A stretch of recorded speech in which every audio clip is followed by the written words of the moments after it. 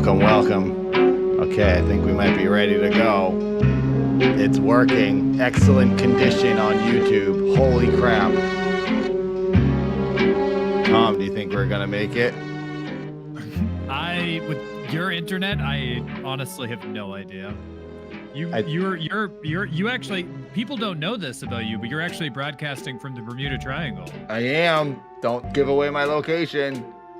Well, they won't be able to find you, so it doesn't matter. You know what this probably is, Nathan? You're living in and we're gonna get into this in the Dulce, New Mexico case. The aliens go to places with strong magnetic interference. So I think that you're in a building that's it's chock full of electromagnetism. So that you might be honestly would make sense. That makes the most sense. Okay, my pinned comment is a disaster. I need to fix this. Let's retype that. Okay, a lot of copy and pasting made errors. There we go, everyone. All the info is at the top of both chats. We're live on both websites. Odd Boys on YouTube, please come subscribe. That's where all the videos are. And now it's time for the show because it's actually working. Cannot believe it. What if we just played Mega Bonk instead? I like that. I really like that. We can't go into that because I genuinely want to give up my entire life and only play Mega Bonk. I thought about just turning into like a nomad like Mad Max, except I'd get like a Steam Deck so I could play Mega Bonk. Ooh, that's a good idea. That's a really good idea. Mm-hmm. Okay, here I'm gonna show our faces. It's time. Is this episode 10? I think we're farther than that, but apparently it's 10. Episode 11. 11. Oh wow. Okay, here we go. Welcome to the show. I am a former gravedigger named Nathan Barnett from spooky old New England, and this guy, I don't know who this is. It's me. Tinfoil Tom, everyone. We gotta get you an intro. You don't have an intro. Every time I do my whole cool spiel, and then you go, "Yep, hello." No, that's good. That's gonna be, but that is my intro. If I ever get onto a talk show, they're gonna go, "Oh, hello," and I'm gonna go, "Hey, all right, what's up? Can I leave now?" Right, exactly. I'm here to collect my appearance fee. Hello, everybody. No, hello, all right, here. Let me. Hello, everyone. We have good microphones. We have good internet. We have good cameras. Everything's running fine. Here, I'll give you an intro. Hello, I'm Tinfoil Tom. Hello. That was perfect. Can you hear it? Was that you? What is this noise? Larry just did a perfectly timed blurp and it farted right when you go, "Hello, I'm Tinfoil Tom." Holy crap. But you told me to change the blurps to $10 a blurp, and they still did it. They get a 50%, subscribers get a 50% discount on your Twitch. So he spent $5 to play one blurp. One fart sound. I gotta tell you, it was worth every penny because that was really perfectly timed and hilarious. That's your intro. Wait, you almost have a treasure train. Holy crap, 9 seconds to get a treasure train. What 8, the heck? 7, 6, it's going away. The treasure train, no. What the heck is a treasure train? I never even heard of that. You get special emotes if you get a treasure train. It's like they're kind of rare on Twitch. Twitch is confusing. Oh, there's Susie eating her foot. Susie, don't eat the foot. You're gonna soak the couch.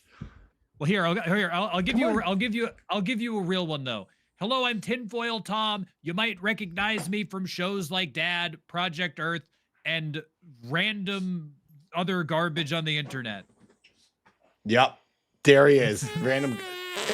Oh my God! Literally another part right when you finish. That's $5. He's spending $5 every time here. Wait, is Tom too low? I have his volume maybe turned down a little. How much $5 is Larry going to spend here to do fart sound effects? Okay, so here's the deal. A little intro setup before we get to the episode. So you all know, yes, during this show, when we're trying to do the actual show and get words out and talk about stories, we don't want it to be endless blurps. We raised the price to $10 per blurp. So you got to spend $10 if you really want to bother us. Then we'll actually benefit from it and earn a living. But if you're a subscriber, you get half off. So Larry just spent $5 per blurb. So to fart twice, he spent $10. Thank you, Larry. You are supporting us. And hopefully it won't happen too much because I don't think people are going to want to spend that kind of money. But if you do, thank you. Also, please, the main thing we got to talk about is if you want to support the show, we're going to be sort of broadcasting this kind of in a few places. We don't want to rely just on YouTube memberships or just on Twitch things, Twitch subs. We want to rely on this. If you want to become a member of us, this is basically Patreon. Ko-Fi is just like Patreon. So Tom made a Ko-Fi. We've got a handful of members. We're trying to get more. If we hit, we're 10% on the way to the goal of me having a child. Because then if we hit $1,000 a month, then I would have enough money potentially with all my other crap to provide a life and this, have a baby with Katie and it won't starve to death. Yeah, but why have a baby when you could have a labubu? Do you see? Do you have any? Does Katie have any labubus? No, and I hope she never gets one of those. I hate those things. The real cool doll is the Fugly dolls, which I can't find my. The Fugglers or whatever they're called. Are awesome. I've had that thing for years, and it's my best friend, and Seth hates it, and they're the actually better, cooler, ugly dolls. Derek is saying I like Labubu. Derek, shut up. I don't like Labubu. Thank you, Inept, for becoming a Twitch Prime sub.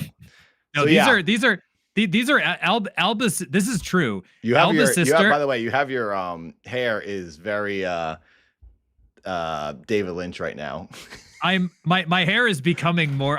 As the show progresses, I'm actually going more insane. This is what's happening to me. I'm go gray and you look like I'm slowly morphing into the it's aliens. Like I'm just turning. I'm turning the aliens guy. I'm turning into this guy as it continues. What I was going to say, Nathan, is if somebody desperately wants to annihilate us with blurps, the blurp fire sale is on. If somebody pays that, the blurps are 99% off for 2 minutes. They can play as many sound effects as they want for 2 minutes, but after that, on top of each other. So you can all play farts on top of each other, and it will sound like hell. But one person has to spend $100 to unlock this ability. So if someone goes to blurp, turns on the fire sale, then you can all go in there for a penny and play fart sounds. And you can go as crazy as you want because people love blurps, but we did want to try to keep the show flowing. So we were like, okay, Nathan can stand 2 minutes of blurps, but after that, he needs his brain to return. Yeah, and then I can make a clip out of it and put it as a video on YouTube. There you go. There you go. So yeah. Well, hello, Metaproid. We're back, and also we are going to be spinning this wheel with all your names on it in a moment to determine who will win these drawings that we did for hitting the 222 members. The first 50 members were entered into the wheel. Oh my God, camera is. I still can't believe that we got that many. I can't believe we got that many members. This is crazy.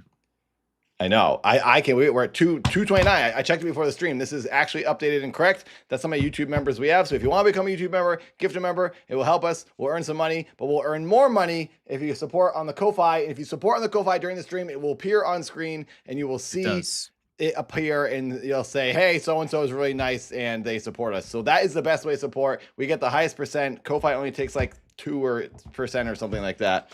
So Ko-Fi doesn't take, so it's the PayPal, it's like the processing fee. Ko-Fi itself doesn't take anything. It's just like the processing fee. So Ko-Fi is the best option because it actually supports artists. It's not YouTube that takes 30%. Yeah, it's like Patreon. Patreon takes 8%, I think. So Ko-Fi is even better, it seems. Yeah, so yeah. Ko-Fi is great. Or Ko-Fi you can just do a direct donation. If you want to give like $2, $5, you can do it right now. It'll show up on screen and it'll help us keep the show running.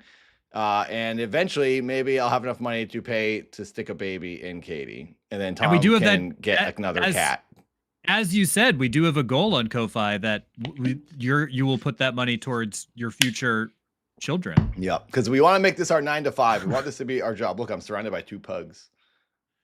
You could get another dog instead. No dogs. These are Katie's dogs and my dog, Frank. I just saw Frank. I was over at Seth's hanging out with Frank and picking up some of my stuff. I have DJ Nikki's mixer here that I'm going to be taking with me to Portland.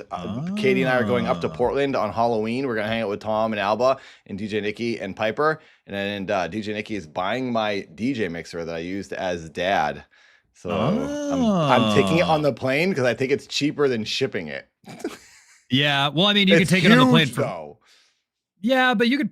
Well, yeah, I was gonna say maybe you could fit it in the overhead if you can carry it with you. Maybe it'd be cheaper. Let me show you how You might have to check it.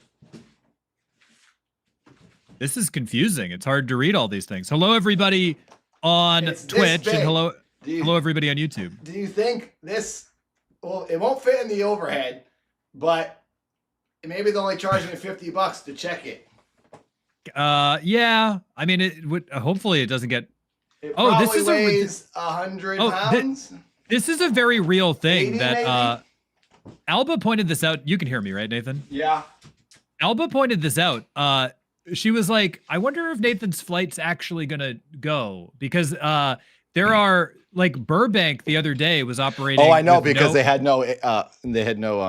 They had no air traffic controller and the planes were coordinating amongst themselves because through San Diego, is 2 hours away. They can't see what's going on in the tower unless they have a webcam. Well, no, the planes were talking to themselves, being like, I guess I'll land now. I'll land after you. Too. Because of the government shutdowns, yep. the air traffic controller, there aren't air traffic controllers in many places right now. So we were like, it sounds like Nathan's gonna have a really interesting flight. Yep. Well, we're flying not from Burbank, we're flying from LAX. But normally when I do go to Portland, I do go from Burbank because it's an easier airport and they have a real good like back and forth flight because with a smaller plane. John Wayne International Airport. It's an easier airport to get into, but yeah. It's crazy. I'm very curious to see. I'm very curious to see what happens here. Yeah. All right. Well, should we give away these things? I think we should get we should get going on the giveaways here. All right. Hello, we'll say thank you everybody again for being here. Well, we should say this before we get going. Friday. Oh, Nathan special episode. So Friday, I need to confirm with Jamie, but we think what's going to happen is Nathan will be sneaking into the cemetery. He'll be calling in, and inside of mind, Jamie Foster and I will be hosting we'll be in the studio. Yeah. And Nathan will be live. He'll be live in the graveyard. I will say good luck with that because when you do the call, if you can see my screen here, Tom, when you do a call with a third person, you have to constantly be like re-clicking these things down here when you're switching screens. So I remember I had to keep doing that to get Jamie on screen in these moments here when I'm on a screen like this where we're showing the web. So I guess you could just leave it on a screen like this where I'm the thing in the background, the web, and you guys are in the corners commenting like what we're doing right now and just leave it like that. I think it would be easy enough because we would mostly be watching you and then commenting on you as you get hauled away to prison by the cemetery authorities. Oh, and I guess I'll be able to hear you too. Yeah, I'll just be able to talk to you guys on speakerphone. I'll just be basically doing a group call with you on my phone. So yeah. As the gravemen take you away. Yeah. They put you in the tomb. Hell yeah, I want center stage. I'm gonna be freaking seancing at a cemetery. Way better to look at that than Tom's X-Files poster. I mean, well, that's debatable. All right. That's true. That's truly debatable. Let's do this. Let's read the names we have here. There's 50 people. We got Andrew Vanderbrism, Jacqueline, JT, Nicole Van Est, Joe M, Miss Blue, Mauricio, Robert Regular, Jordan, Caked, Caleb, Mel, Ricky, Ricardo, Iori, Derek, Otto, Oompa, Elastic, Matt Cave, and me. A lot of these are some of these are gifted. I think some of the names we don't recognize are like gifted or new subs. So we see some usual names here as well. And Amitab H, Nancy, Sparky Sin, Lilith Dice, Amber, Harvey Midnight, Kyrie, Katie, which is my Katie, John Carling, Joey, Soul Reed, Starshine, Inept, Endrend, Space Breakfast, Raspberry Helly, Casa Rob, Eshin, Dragon Buddy, Shannon, Aladdin, Mothman, Piper, Nikki G. I spelled Nikki's name wrong. Nivki. Liquid, Psy, Rodrigo, Ska, Johnny Quad, who's our very first member, and Historian. Names we all know. So many. All entered. So let's spin it the first one and see who this is. So I have the names in the back here. Let me click this real quick. So Katie named them, and this one we're giving away first is Lucy. Lucy the Ghost. Katie named them, I drew them. So let's see who is going to win Lucy. Ooh. 50 names. The first 50 members are entered into the raffle. It is Space Breakfast, I think. There it is. Space and Avatar, both extremely supportive over many years now. Yeah, so many years, many YouTube channels. Very deservedly so. I'm glad they got one. Me too. All right, I'm writing down Ghost Raffle on my phone. You could probably bring that to Portland. Oh yeah, I could. Just see if they're around. Space Breakfast got Lucy. Writing it down. All right. Congratulations. I don't know if Space Breakfast is here, but I'm sure they'll find out soon enough. Avatar is in chat. Said Space just left for work, but I'll let him know. Okay. Thank you. Thank you. Thanks, Avatar. All right. Now we're going to remove them. It'd be crazy if Avatar won as well. That would be bonkers. Like, oh, we'll just mail them all to you. This is the next one. It's a skinny ghost, and this is named Bert. Bert the Ghost. So let's see who's gonna win Bert.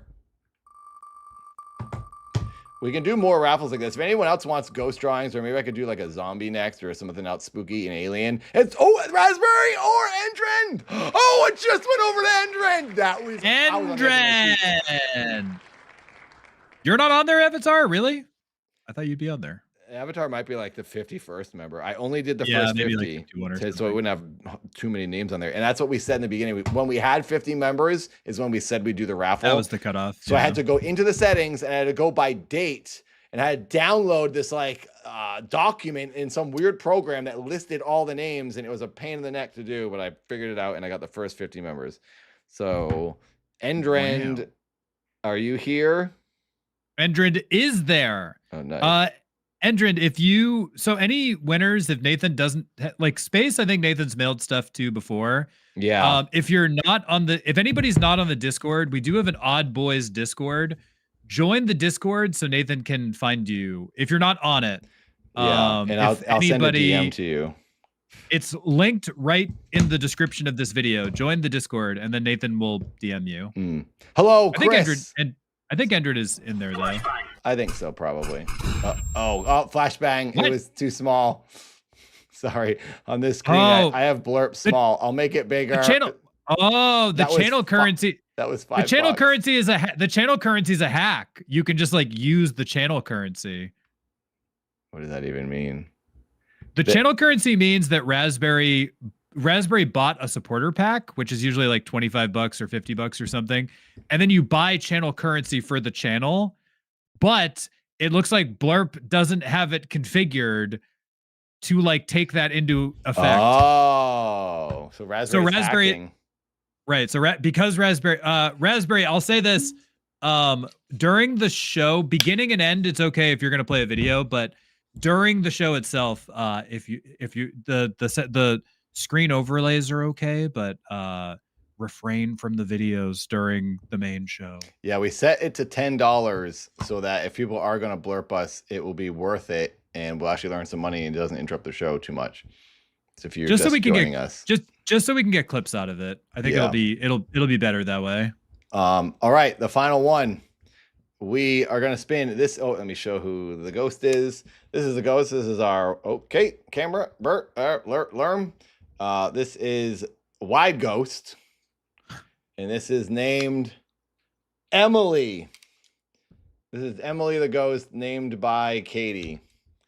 So let's see who's the final winner of the third drawing. And if you guys do want me to do more, if we get like, what are we at on members on Ko-Fi? If we hit a certain amount of, maybe we get 22 Ko-Fi supporters, then I'll do three more drawings and we'll do a raffle. That's a while away. What do we have, like 4 or 6 members? I think we have like, I can check now. I think we have like 6 maybe on Ko-Fi. That's not so bad. If we hit 22 Ko-Fi members, reoccurring like $5 memberships, and what are the prices of the Ko-Fi membership, Tom? So it's just $10, and that's to get access to the members only voice calls when we do call-in shows. So it's $10. I'll do it at 12 members then. So we double our members. I'll do 3 right more now drawings. we have 1, 2, 3, 4, 5. We have 6. 6. So if we get 6 more members on Ko-Fi right here, it will appear on screen. We'll all see it. We'll see you supporting. And I will do 3 more drawings, and maybe I could do zombies for the next ones, and we'll do another raffle, and I'll mail them to you. What about Boys drawings. Or aliens, or UFOs. No. Hold on. You're coming to Portland, home of Twilight. You should be drawing sexy vampires. I could draw sexy vampires. If anyone wants, and I'm going to frame them all. Everything comes in these little frames.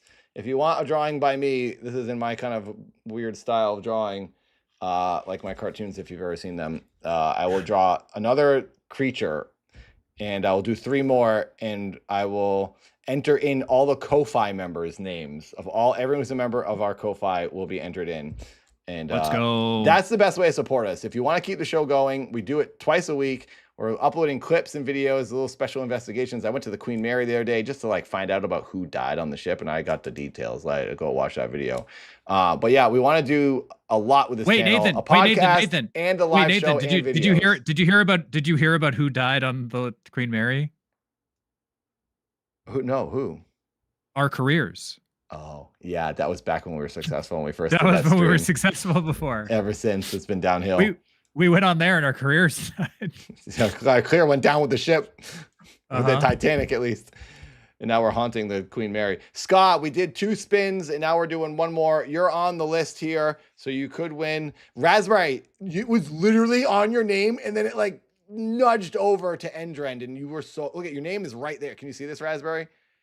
It's like on Raspberry's name. Oh, it settled on Raspberry, but it did award in Nap, and then it rolled back and it went to Oh no, it's because I removed a name, it then adjusted, and now it's on Raspberry because I deleted Endren's name so they don't win twice. Anyway, here's the final roll for Emily the Ghost. Thank you all for being YouTube members. And now the next thing we're going to do is award the Ko-Fi members, where we get a higher percent. That will be the next drawings. Final winner is... Oh, historian. Oh, I think it's... Oh my gosh, is this Ska? Ah, Ska! That's so weird. That's like Let's go. That is freaking blowing my mind. That is weird odds. I think Scott just did something with magnets and affected this wheel and the Wi-Fi. That is freaking weird. Hacked the chat. He just showed up, and I said, "Oh, maybe you'll win." Wow, you hacked the chat. I thought it was going to be Johnny Quad, who was our very first YouTube member. Thank you, to Johnny tip Quad. From Avatar Stormcrow. What? Avatar became a Ko-Fi member. Wait. Hey! 5 more. We do more drawings, and we do another raffle. Avatar, thank you very much. Thank you, Avatar. That's very much appreciated. Holy crap! No, Nathan, that wasn't a membership. Avatar just gave us money. Oh, that was a donation. That was a $50 donation right there. Avatar, $50. Avatar, holy crap! Thank you very much. That is money split between Nathan and myself. That's very, very nice of you. Thank you, Avatar. Thank you. Yeah, you can also just do random direct donations to us on this Ko-Fi link right here, kofi.com/oddboyspod. And if I have it set up so that if somebody does do a donation of any amount, it doesn't matter. Through Ko-Fi, you can claim a Discord role, and they can claim a tinfoil hat Discord role. Oh, yeah, get in the Discord. So, and they get that if they donate any amount on Ko-Fi. They can just you click a thing saying claim your Discord role, and they get a tinfoil hat Discord role. Nice. We got to make some more roles in that Discord. Well, there you go. Thank you, Scott. You are the 3rd and final member. So the winners this evening were Space Breakfast, Endrend, and Ska. Won the 3 drawings. Let's go. I'm writing down Ska. I'll DM you, Ska, and I'll get an address I can send it to. Emily is the ghost you got. So if you want to support us, Ko-Fi is the way, and that is how you will now be entered into the next raffle. Once we hit 12 members, I will do a raffle for those 12 people, and we'll do 3 more drawings. Hey, what is it? You'll have what is the percentage if we have 12 members and 3 drawings. I mean, you have like a 10% chance of winning. It's higher or no, than that. no, no. Oh no, if And you it's have like 3, a fourth. 1 in 4. yeah, so you have like well, you have a 33 and a third chance of winning at sacrifice. Yeah. Exactly. If you take my 123rd% chance of winning a sacrifice, which is my 33 and a third chance of winning a sacrifice, it smells disaster for you, Kurt Angle. Yep. Smojo. Smojo. It smells disaster. But speaking of wrestling, did you know this? I just saw this clip yesterday. Did you? I think it was yesterday. The Dudley Boys officially retired. They had their final match with Hardy Boys. They did a tables. Oh, that's match. that's a good match for them for their final match. They gave which is like a wrestling thing. They gave their boots to the Hardy Boys at the end, and they were like, they're in their 50s, and they were like, yep, this is it. But yeah, the Dudley Boys officially did their last match yesterday against the Hardy Boys. Wow, that's cool. I like that. It's crazy because the Hardy Boys should be retired as well. They're more beat up than the Dudley Boys. Oh yeah. Well, even like Devon has been semi-retired for like years now. He was like a trainer and like winning. But I got a 66 and 2/3 chance of winning because Kurt Angle knows he can't beat me, and he's not even going to try. Exactly. Oh, yeah, he does mention Kurt Angle in that promo. Kurt Angle. Exactly. Thank you, Rob, for the blurb. Very perfect blurb. Thank you, Rob. Thank you. I was going to say, Fraxter, yes, Ko-Fi takes a percent, but it's a very small percent. It's the smallest percent out of all the websites. What is it, Ko-Fi, Tom? Like 2%? Ko-Fi itself does not take a commission from it. It's just the amount of like the processing fee. So Ko-Fi itself does not profit from it. That was one of my reasons for going with Ko-Fi. Credit card fees or whatever. Right. So it's just to cover their processing fees, but Ko-Fi as a company does not profit from creators. Whereas YouTube or Twitch does. Like YouTube and Twitch are charging like fees to creators. Like, for example, on YouTube, they take a 30% fee away from the creators, whereas Ko-Fi doesn't do that. So yeah. Ko-Fi doesn't charge Ko-Fi doesn't take anything. It's just to cover the processing fee on their end, which is very cool of them. Yeah, for sure. So yeah, if you want to support us, we're trying to up that. We're trying to give incentive for people to become members there. We know we push the YouTube members a lot, and that does help us. And we thought about it, and we will always take YouTube members or Twitch subs, whatever you can do, because it will all help us keep the show going. Blurps help, direct donations. But if you're able to, and you really want the show to keep going and help us build this channel, Ko-Fi is the way, because when we'll actually get a paycheck and we'll keep spamming the channel. I'm addicted to uploading the videos and making the edits over here. Let me tell Occultorium this. So Occultorium, we're moving with the Ko-Fi, we're merging the YouTube and the Ko-Fi into the members only stuff. So if you support on Ko-Fi or on YouTube, you can still call in. You can still call in. You still get access to the chats. It'll work the same way. We as creators get a higher percentage from the Ko-Fi. Yeah. Yeah. Basically that's it. It's a better way it's a more direct way to support the show, but whichever way that people want to support, we're not going to like choose one or the other, because some people prefer to support on YouTube, which I get. But with the Ko-Fi, it just, we get a higher percentage of it. So Nathan and I talked about it, and we were like looking into Patreon or Ko-Fi, and Ko-Fi seemed like the better one. Yeah. Out of the two, less of a commission, no commission. That's the way. If you want to help us, that's the way. That's how it's the only way we could pay for all the mustache wax. How are we supposed to buy all these Labubus? Get that thing off camera, please. Nathan, did I show you this? I actually genuinely don't like Labubus. I think they're stupid and not actually cute. Why do you have a lot of them? This isn't a joke. I thought you were just trying to be like a young person and try to be funny. No, I know. I'm young and cool. Doesn't everybody? I gotta go find my Fugler doll. Where did I? Doesn't everybody just love Labubu? I think he's in this box.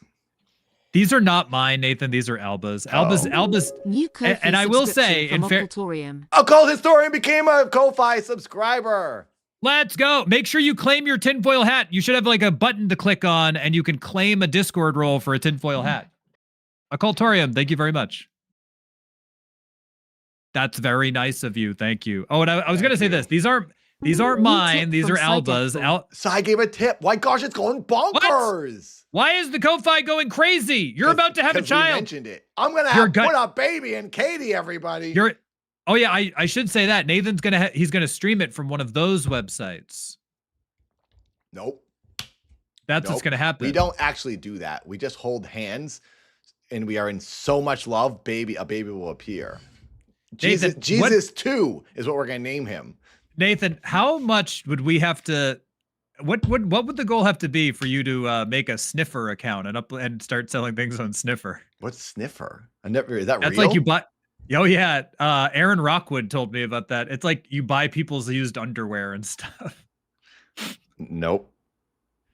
I think that's what Nathan should do. Is that true, everybody? Nathan should start a Sniffer account? Nope. No, thank you. Let's get on with the show here. Time to talk about some real hard-hitting questions. Should we just go down the list, or should we should we start with the title of the stream, the alien invasion, which is happening next month, everyone. By the way, the world didn't end last week when the rapture was supposed to happen. I was going to say this, but aliens are still coming. Every month there's another thing. Is everybody else as upset as upset as I am that Pastor Joshua turned out to be possibly a fraud? He said he was 100 in that clip. He claimed to be 100 billion% sure that the world was going to end first in September and then in October because he got the calendar dates wrong. But is anybody else as upset? I stopped paying all my bills, stopped bathing. I didn't take out the garbage for like 2 weeks. I was like, it's going to end any day now. There's no point in doing any of this stuff anymore. And then nothing happened. Now you got to go back to work. Right. Yeah. We had to. Right. Again. Right. I already called you and I was like, you were like, are we doing Odd Boys? And I was like, I'm not doing Odd Boys. I was like, the world's about to end.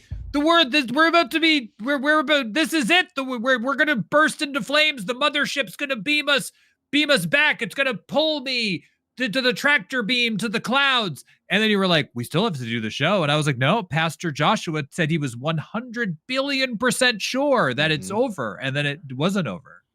Well, lucky for you, the world is now ending in November when the aliens invade. Oh, finally. Well, maybe Pastor... A NASA scientist said it as well. No, not NASA. I'm sorry. A Harvard scientist said this. Harvard scientist. Maybe Pastor Joshua was just wrong.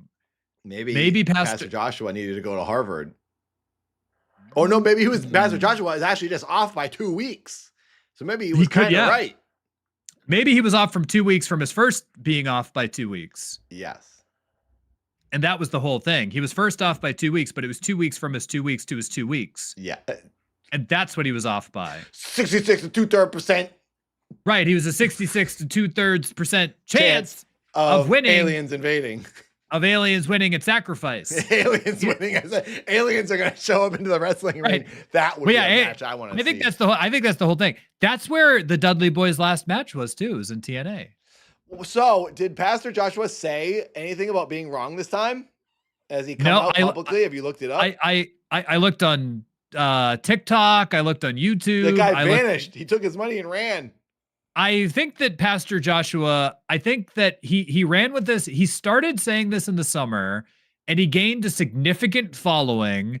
He started Rapture Talk, #Rapture Talk. Why don't we just start claiming for the world is going to end and then we'll get a huge following and then we can run for the hills. I mean, I think you could just set up 2 chairs in your room and just make it look like you're talking to Katie as your devoted follower. Yeah. And it's like Katie's interviewing you. Or you could just get somebody like Harley who will just like nod and agree. He'll just go, yeah, I heard about that. Be like, Harley, first epic mealtime. Now I heard that the world is going to end. He's going to go, I heard that. I heard that as well. Everybody should subscribe to us now before it's too late. Yep. We'll save you.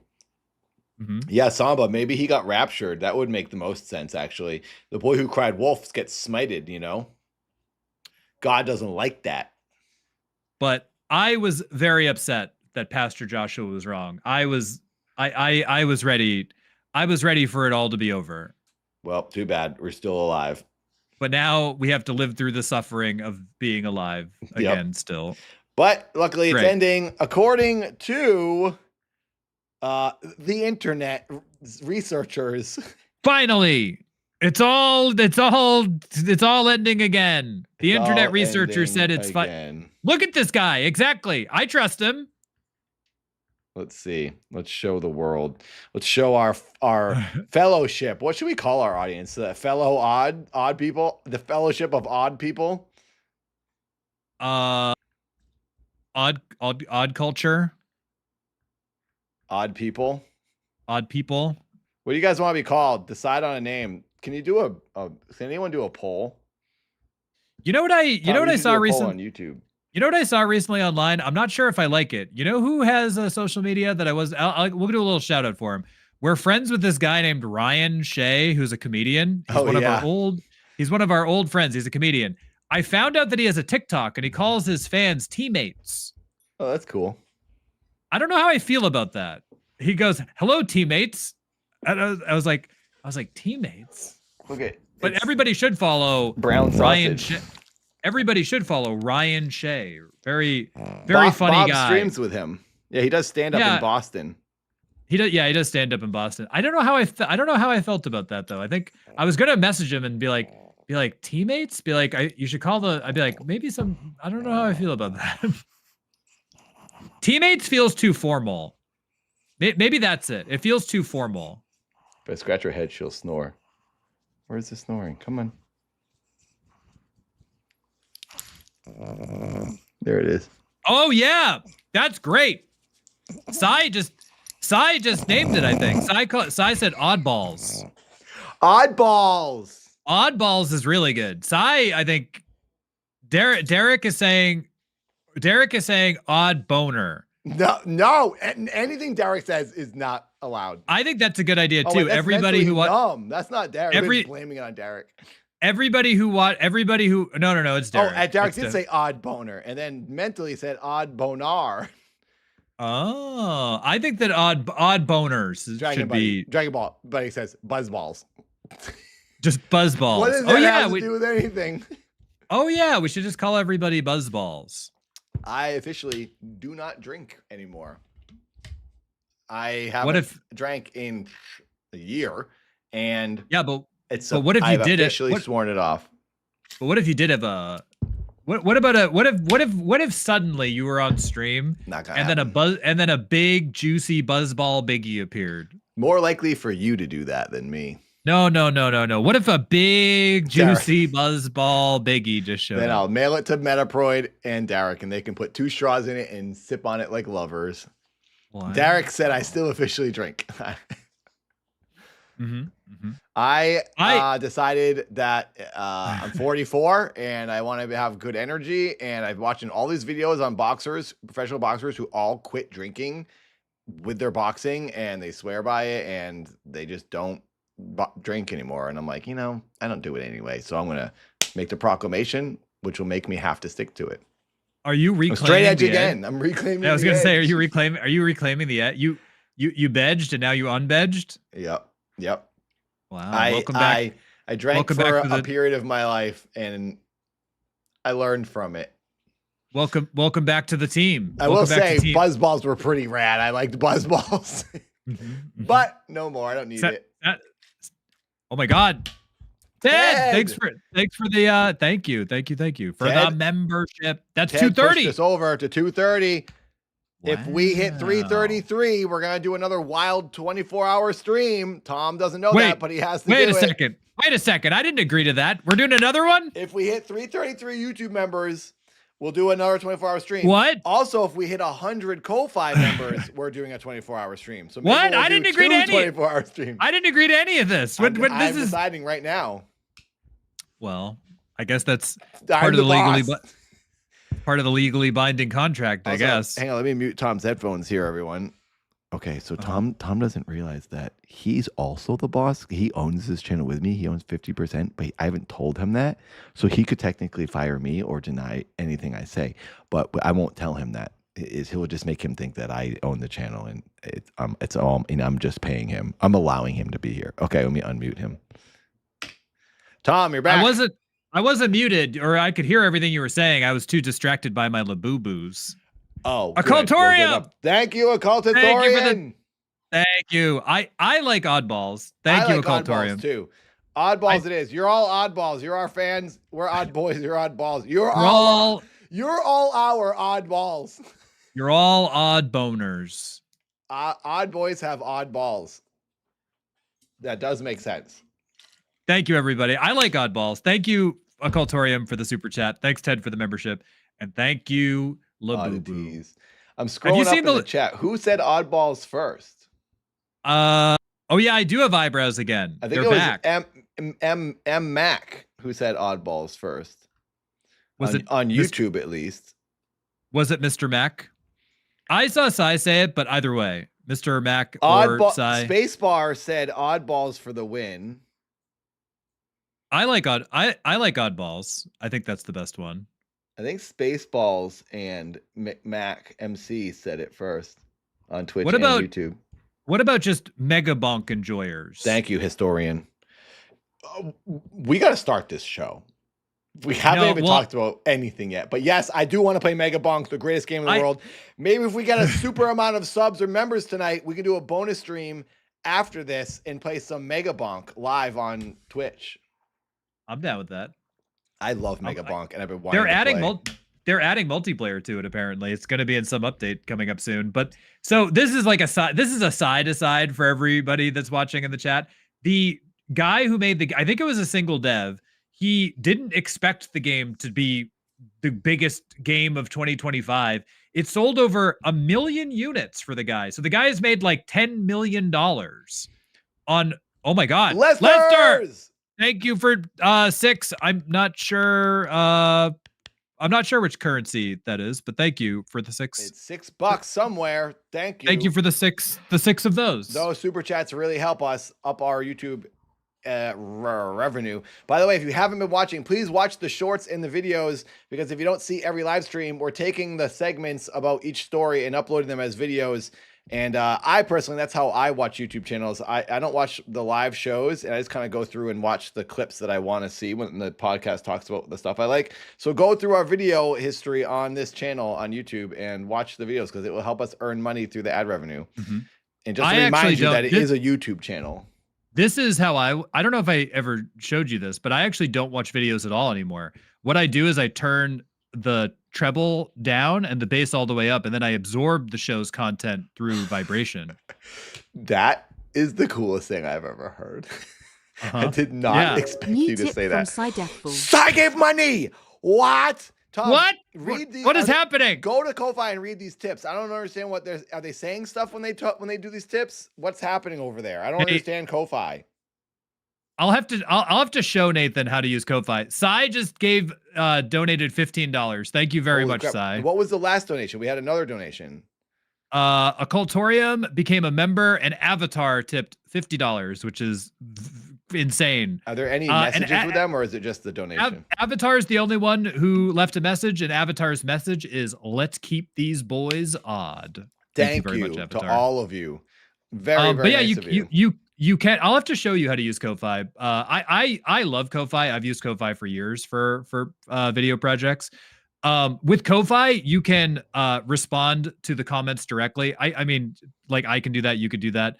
But people can leave comments, and we can also upload BTS, and we can do all sorts of stuff with Ko-Fi. It's a great platform.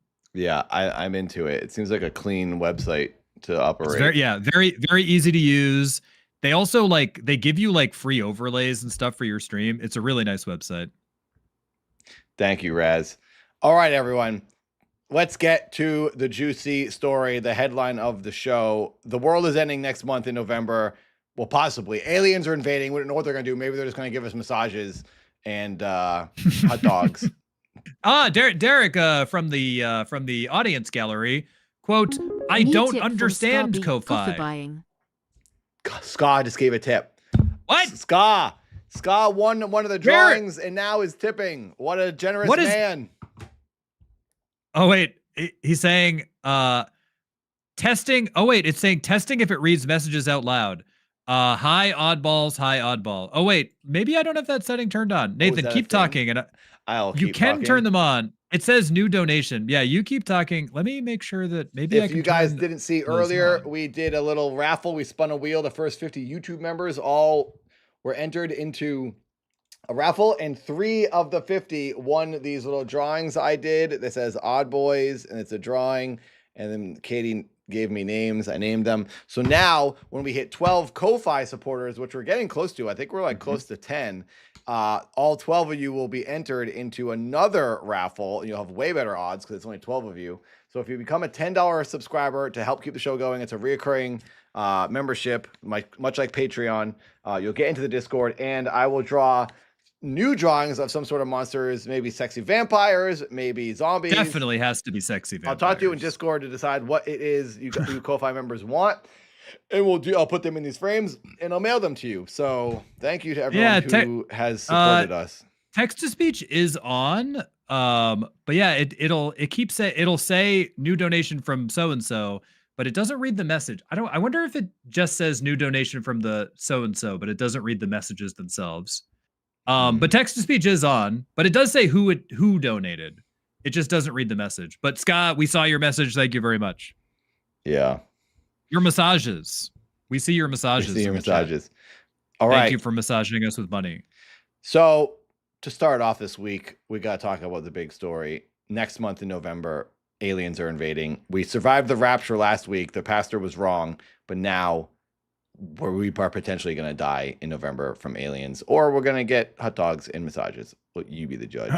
This man, this scientist is reporting. This journalist is reporting. Tom found this clip. Tom, what do we want to know about this? This'll prime everybody for what's about to happen. This fine, upstanding journalist is reporting on the claims that an alien space. We've talked about this before. We talked about this in an earlier episode of Odd Boys, that the 3i Comet is actually an alien spacecraft that is going to launch an all-out assault on planet Earth. Everybody forgot about that, but it's going to be here in November, and this man is reporting that truth to us again here. I think we need to hear what he has to say, but we have talked about this before, and it's almost here. So all I'm saying is get ready. The aliens are getting ready to launch their attack here. This is going to lead into something we're going to talk about later in the show, I think, or at least at the end of these videos. As I was researching this alien invasion in November, it was all connecting to 3i Atlas, which is coming on Halloween a couple days before November. So 3i Atlas is supposed to get here, and then we have an alien invasion. It seems like that is the spaceship that is invading. It maybe is 3i Atlas, and these two stories are connecting. So it's definitely 3i. They're saying it's going to hide behind. It's going to hide behind. Yeah, it's going to hide behind a planet. And when it goes behind that planet and it's not visible anymore, and it sends those little ships to invade. Well, I think it's going to prime its super weapons and just vaporize us. It's going to be like Alderaan in Star Wars. It's going to come around the corner and just go. Imagine this actually happened. That would be like messed up. I mean, if it actually happened, we wouldn't know about it. I don't think it would be exploded. I don't think aliens would vaporize any planet because it doesn't benefit them to do that. They would know to leave things where they are. They would kill us maybe, but they would use the planet for its resources, I would think. I think if any planet deserves it, it's probably ours, though. Nah, Mars sucks. Mars is just sitting there. Mars is just a big Nevada. Right, yeah, Nevada's cool. That. We've been to Las Vegas. There's no slot machines on Mars. Cool. Don't need it. But there should be. There should be. That's what I'm saying. There should be casinos on Mars. Maybe that's what Elon Musk is working on. If he does that, I mean, that would be the first thing from Elon Musk that he has my support on. Yeah. If he just starts building balls and slot machines on Mars, if he just starts building casinos on Mars, I think that would be okay. DJ Nikki gets it. F Mars. Well, in the cut here is going to inform us. DJ Nikki, maybe he knows more about what's going on. In the cut, lay it on us. Harvard scientists claiming that there's going to be an aircraft, an alien aircraft that's going to be hostile, that's going to be approaching us in the year 2025. November. This is the shape, the image he's using in his video is the 3i Atlas shape that everyone's speculating on. Well, that's what they're saying, is that the 3i Atlas. But I think what I wanted to point out is that is almost here. And they've been saying this for months, that the 3i Atlas is in fact an alien spacecraft. I'm pointing this out to the chat, is that it's almost here. So you better make sure 2 weeks. that you're 2 weeks to get your final affairs in order, because the aliens are coming. They're coming to drop the space laser beams on us. I can't say I'm not genuinely a little bit kind of freaked out by this. I don't want it to be bad, but I have this feeling about this, and I'm a little nervous. And I know it sounds silly, but I am.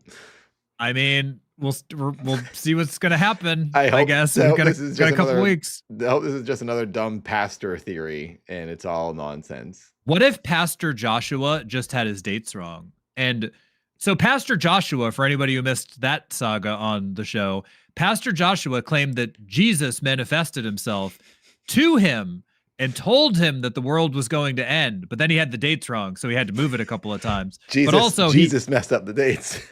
But also he said that you should follow him on TikTok, and he got a pretty significant TikTok following from all of this stuff. But he claims that Jesus manifested himself physically to Pastor Joshua. What if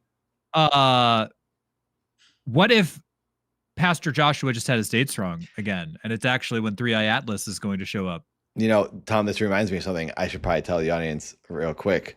I didn't want to tell you all this before, but I yesterday was sitting in a forest and I was meditating, and sexy Jesus came out from behind the trees and told me to my face, he said, "Nathan, the big rock's gonna come and get you." And he was acting all sexy and doing a sexy voice, and he kept like tickling himself. So sexy Jesus, who was like showing me a little bit of his butt cheeks with his short shorts, Jesus by default said aliens are coming in November, and everyone needs to become members of Odd Boys. Jesus by default is pretty sexy. Yeah, are you saying it's even? But he doesn't normally have his hair conditioned. He had his hair conditioned. He had instead of the robe, he was wearing short jean shorts. And did his hair smell like? I always suspected that his hair smells like Pert Plus. It actually was Pert Plus. It was the dandruff-free hair conditioner. You know, not only is that sexy, but that's smart. Pert Plus is 2-in-1, so you don't. Instead of having two bottles, it's because he's smart. He knows. Instead of shampoo and conditioner, you have the one that's it's both at the same time. It's actually just really smart. Odd Boys, supported by Pert Plus, everyone. If Pert Plus wants to give us money, use sure. Code ODD. Right. This is a very sad aside, Nathan. But I thought about going down I was like, TikTok's about to be sold to, is it Larry Ellison, the guy from Oracle that's buying US TikTok? Oh, isn't it the guy that like owns Fox News or something? Right. Yeah. It's like about to be absorbed by like a very awful US company.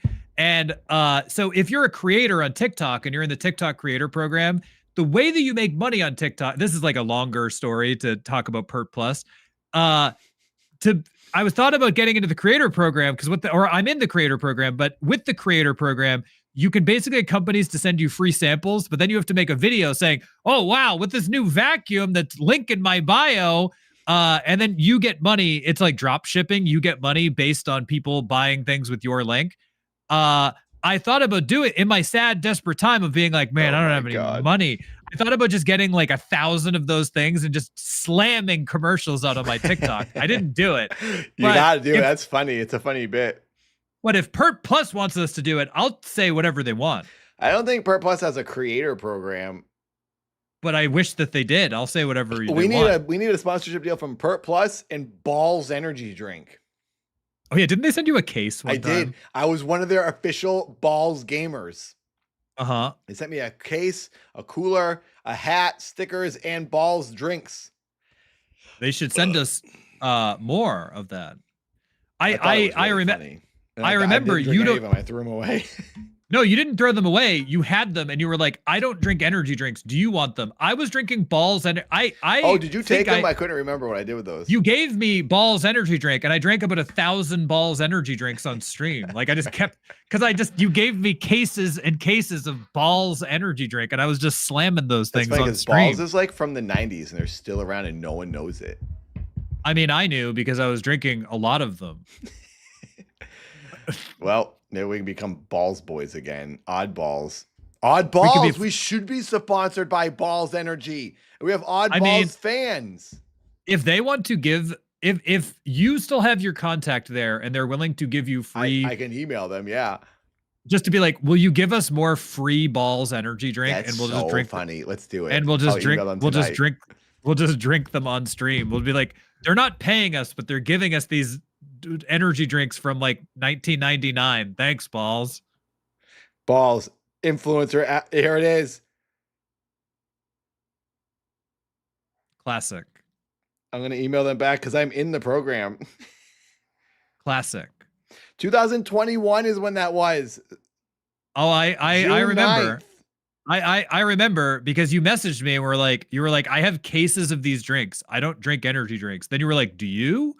And I was like, not really, but if it's free, I'll drink them. And then you gave the that's probably the most energy drink energy drinks that I've had since I was like a teenager and would drink like Monster or something. Ordinarily, like right now, I am drinking a soda right now, actually. I'm drinking a not sponsored. I'm drinking Dr. Pepper Zero Sugar. I do like Dr. Pepper. This is the show, everybody, by the way. All right. I just emailed them back and said, hi, could I get one more case of drinks? I'm going to do a big stream marathon and really promote Balls. Let's go. I'm ready. Yes, they're getting balls, baby. I am prepared. This is the content that everybody watches this channel for. 2025. Sorry. Here, if you guys don't know what Balls energy drink is, we need to show you. It's like it came out. So there was that whole first wave of energy drinks. It was like Red Bull and Hanson's energy drink and Balls. Balls was labeled as like gamer energy. It was like you drink. These are But like it was tough. before they did gamer drinks. This is like before that time. This is before PewDiePie was doing his, what does he drink? What is his stuff? G Fuel. G Fuel. It was before G Fuel, before Gamer Sups. There was Balls. This was like a 90s soda and has bumps on the bottle. And they're still actually around really, and no one knows about it. And I became I swear I'm the first Balls sponsored gamer that they have. They're actually really nice bottles. Like they're really well, it's like a nice glass bottle. It's the sophisticated energy drink. Basically, like if you drink like a Red Bull, that's like the trashy gas station. Hi, Tom. Hello. How are you? Katie's home. That is like Red Bull is like the trashy gas station energy drink, but Balls was like the sophisticated gamer. Yes. Balls was like you play Counter-Strike and Quake on like your internet connection. Look, they have different flavors. You're welcome. The blue one is what I remember. It's good. It's really good. I actually love it's energy soda. Yeah, it's very caffeinated soda, and I don't drink caffeine, but I just like that it's called Balls. It's funny. Right. And this is like not even a little. This is like raspberry. Raspberry just use. Tom? That was me. That was me right there. That was my Yoda screaming. Where is Blurp here? Oh, Blurp is small here. I'm gonna make it bigger here. Thank you, Raspberry. Thank you. I Thank should you, say Raspberry. for all of the Twitch trolls in chat, Blurp Fire Sale is on Nathan's channel, and you get 2 minutes and 22 seconds of 99% off blurps if anybody does fire sale. One hero. It only takes one blurp hero. This is their website. So this is what they do now. They have put the it in zero sugar. cans.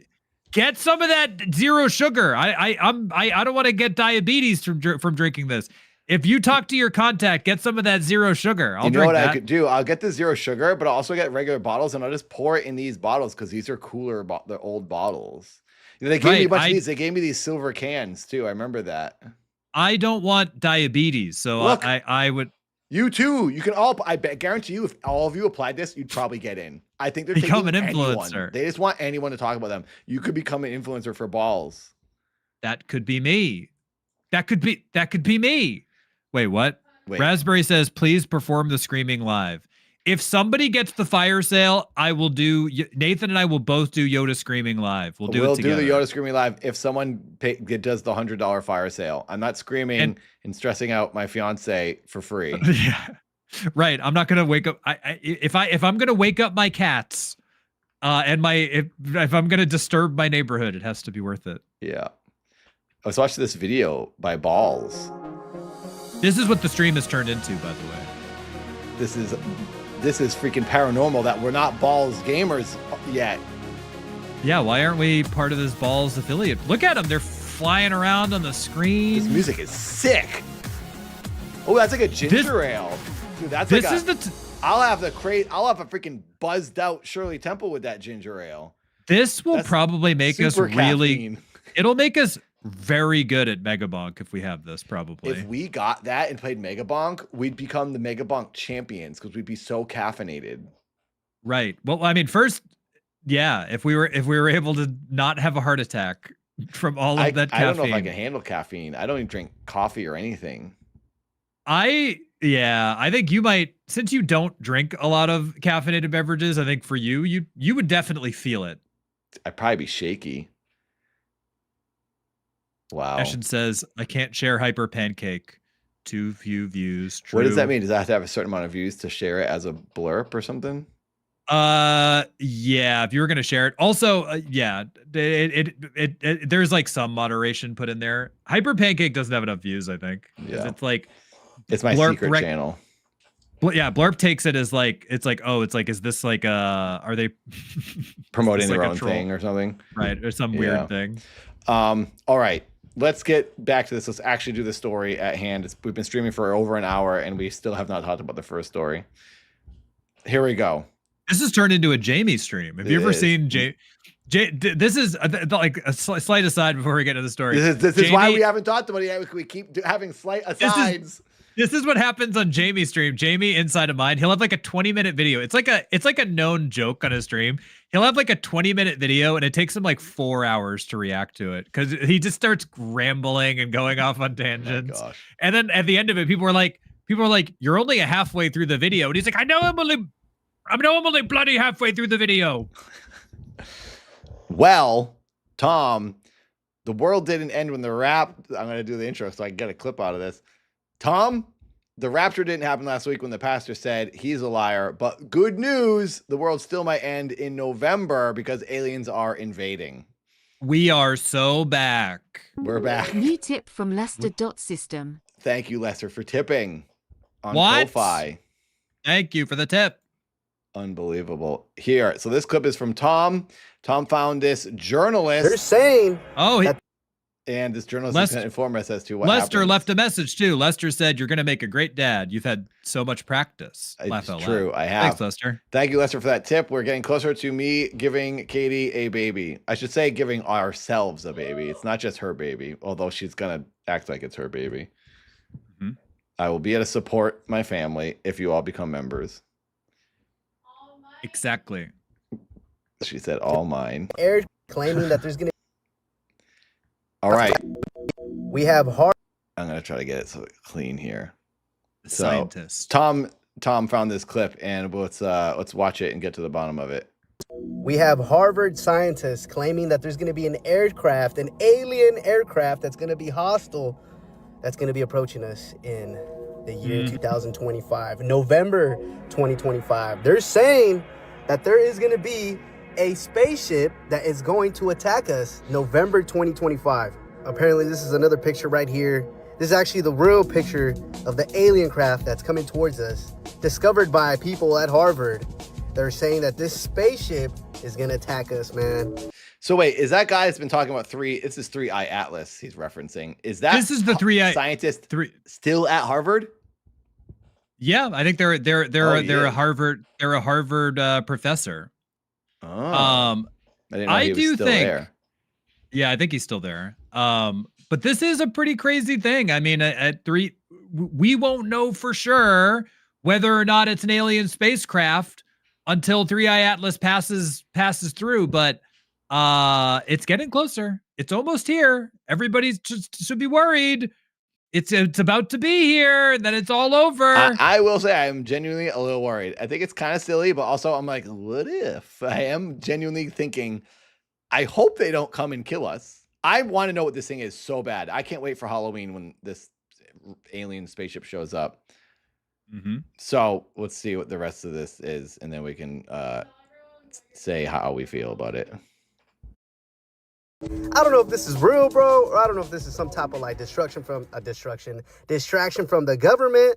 But I feel like I've heard exactly. This before Exactly. Is this just a distraction from the government? No, the government has nothing to do with this. It's just a bunch of YouTubers talking about it, and that's one scientist who goes on like news network. Welcome to Earth. That's right. That's what we're gonna be saying on Halloween night when they show up, Eshin.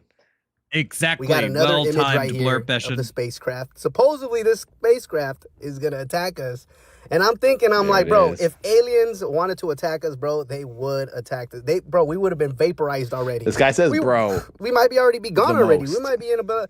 That's the new thing. You don't talk to any young people, do you, Nathan? I have 2 nieces, and one of them says, bro, and she's every 13, love it. Every single young person, and I'm talking to you, all the young people in the chat. All of the young people of our say, chat bro. is 40 plus. Okay, good. We've got all the elderlies here. All the young people say bro all the time. They go bro, and so that's not. This guy is just like, he's probably what, 25 maybe. Probably. He's just young. It's but this is the new Gen. It's Gen Z. They all say bro has replaced what we used to say in the 80s and 90s when we'd say like I don't know, like I was at the mall, like, and he came over, like that's what people used to say excessively. I remember my parents saying, stop saying like so much. You have to speak normally. And now they're just doing bro. The new thing is bro. Everybody says bro. Because even like I hear people, because I'm very young, so I hear my fellow young people say bro all the time. I just choose to not say it, but I am also hip and young and cool.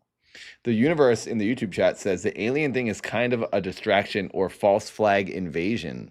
What do you mean by false flag? Do you know what that means, Tom? Like to distract us? A false flag is like that would be something that's like purposefully put out there to distract us from something else. The Epstein files. Everything in the world is to distract us from that, in my opinion.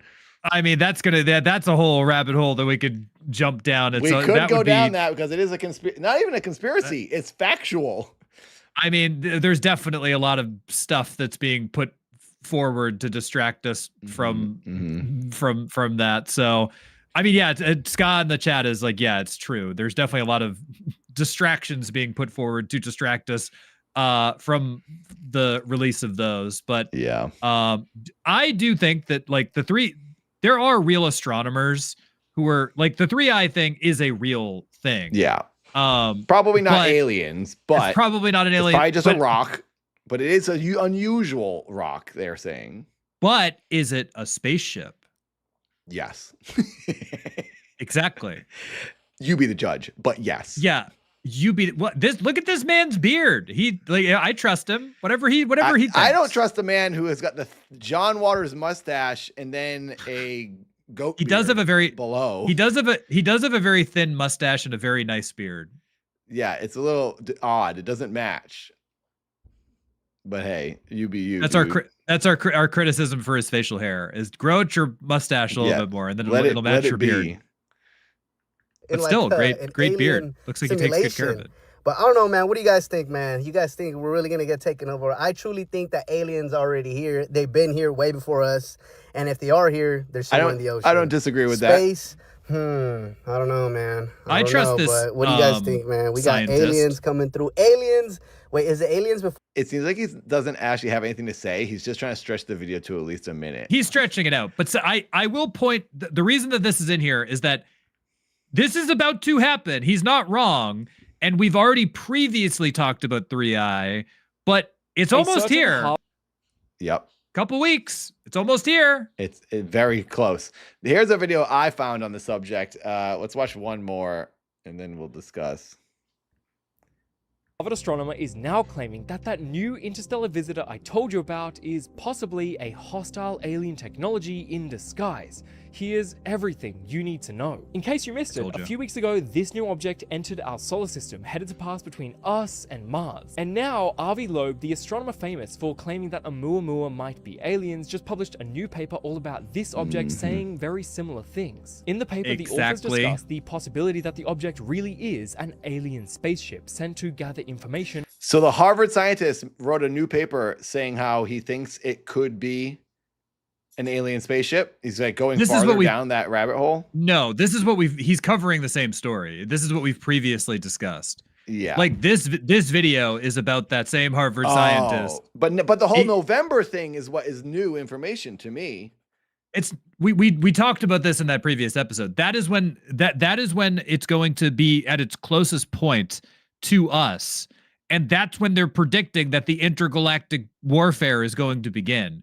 But everybody keeps forgetting. They get like, because it was widely reported that this thing had like unusual lights and it was like giving off like a weird vapor trail. And then everybody kind of forgot about it. But I didn't forget about it I didn't because now forget it's about it. almost because now it's almost here. It's almost time. It's almost time for us to get raptured, everybody. 2 weeks.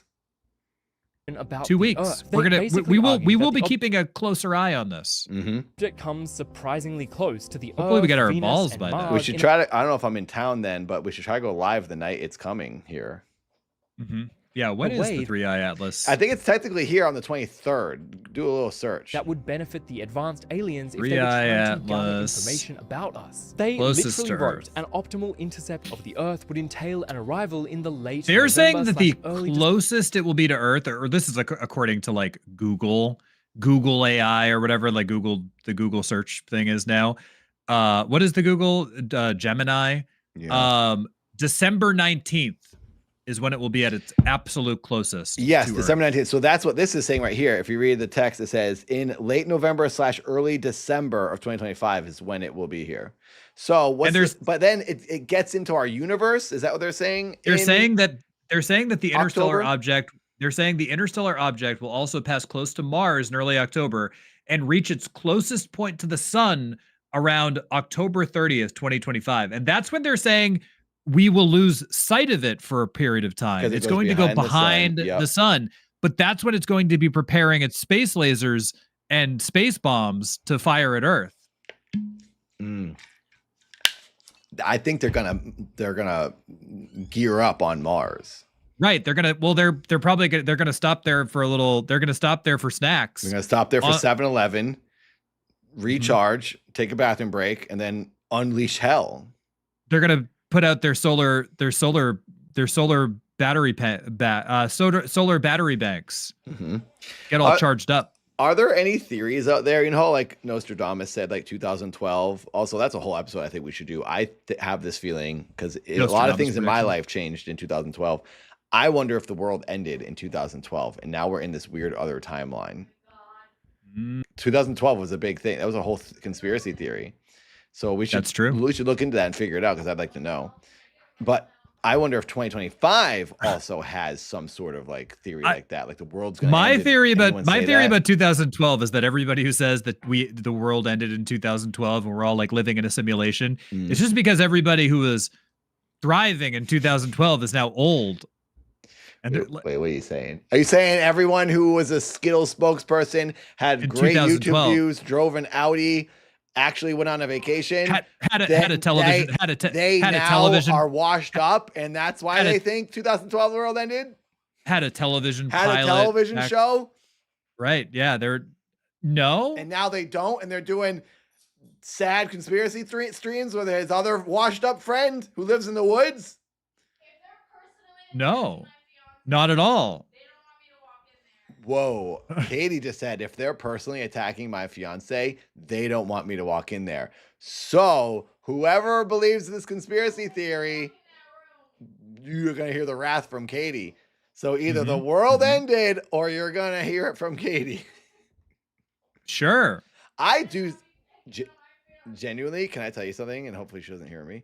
I think Katie could be like a cyborg or an alien because she's like a little too perfect. And it was really convenient how I met her at an arcade, and everything just works out so well. And we're so similar. It feels too. She's completely naked right now. What if she's a? What if she's a? doing? What if she's a government disinformation agent? She does stuff like that where she prances around naked to keep me brainwashed, I think. Oh. I think she could be a government agent, or she's a robot. The robot makes more sense because sometimes I see her glitching. Well, she can't say well, words. Can I tell you guys something? She's gonna hate me for this. She, her whole life, thought archives was pronounced archives. Stop it! Stop Archives. it! I'm How would- dyslexic. That's nothing to do with dyslexic. dyslexic. That's not knowing how to read. No, it's the archives thing. I told him. Is it archives or archives? She doesn't even know what it is. She's like, it's archives. It's archives, and you say archives. Yeah, the archives. I put archives all over. I put She thinks- archives she all thinks, over like, my. you know, chives. No, It's chives. Yeah, archives. a chive is not a stored document. Yeah, and archives. You know that some words are said two different ways. And my friend isn't named Gorge. It's named George. It could be named Gorge. He could go by that if he really wanted to. He could. Yeah. Oh, Katie. She didn't program her all the Yeah, way. Scott in the chat. Archives are good on a baked potato. I agree. Archives. All Yeah, right. but- We gotta finish this here. Let's see what this man says. December of 2025. The overwhelming consensus is the object is just a comet, and the authors themselves even said the paper is more of a thought experiment, so don't lose sleep over it. A certain Interesting. I Very mean- interesting. I You mean, be it the sounds like you judge. might be losing. Yeah, you beat the judge. It sounds like you are. You know what? It's going to be real interesting when we get to the Dulce. I kind of well. You're going to be in the cemetery, so we might need to save that for next week. Yeah, because next I week. think It's Friday. We're doing the cemetery special, everyone. That's going to be so. We're going to talk about the Dulce conspiracy. Wait, That's going to be a crazy for, one. for the purposes of the clip, give a final statement on what you think is happening in November. What I think is happening in November. Tom, I think aliens are invading, and I think they are on. Oh gosh, freaking Eshin, the blurb. Thank you. Third Close Encounters. That's a good blurb. Good little jingle. They're here. That's it. Ah! That's it. They're coming. That's our They're proof. here. I do This is- think. I do. They're think signaling to us. They're signaling to us. November. I think have a very good feeling that 3i Atlas is connected to this alien invasion that they're talking about. You know who you are? You're the guy from Ghostbusters 2 that goes on World of the Psychic. The guy that goes, I have a very strong psychic belief that the world is going to end on New Year's Eve. Yep, and that man was in a world famous movie called Ghostbusters. He was in Ghostbusters. Can't discredit You're right. him. He was. Peter Venkman, World of the Psychic. There you go. That's Everyone. November. That's they're my coming. favorite part of that movie. That whole movie should have just been World of the Psychic. The aliens are coming, Katie, in November. She already came this morning. Where? Who? Oh my God, she's such a pervert. She's like over there making pervert jokes. I'm like, what? And then I'm like, oh God. I'm glad you guys can't hear her. That was good time, Deshin. Yes, thank you. The stream would get taken down for. And that music you perversion. recognize, that was Radiohead in that last video. Hopefully I can edit it out with the YouTube editor and we don't get claimed. Yeah, you can usually edit that stuff. Yeah. Well, this next story, Should I do the UFO? You wanna go back? Oh, I can't stop squeezing these honkers. Thank you, Raspberry. Are they spending $10 for these or no? No, this is the hack. It's because they have channel currency. F. So with the channel currency, it's because they already. I didn't realize this because the bits and the beats are set to a certain amount, but it doesn't let you change the channel currency amount. So because they already have it, they've hacked the system. I see. Slash, that's a good comment. Slash said, if aliens invade, please let them know I need to a ride back to the timeline where Fruit of the Loom had a cornucopia. I agree with that because I remember that cornucopia, and I would like to go back there. And that's a good comment because Tom, I think we should do an episode on what is that called? Mandela effect stuff. Is that like something that's worth talking about? Because there is some weirdness to that. There's Like, some- how can there- hive mind there's some weird think something ones, wrong yeah. together? That's so weird. I think that a lot of it, it is weird, but I do think a lot of it is just people's like memories.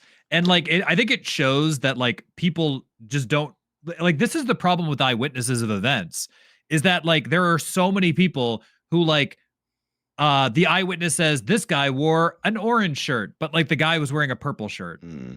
And it's The like it's the Berenstein same Bears sort of was a thing, but that one I don't remember the incorrect thing that everyone says about that one.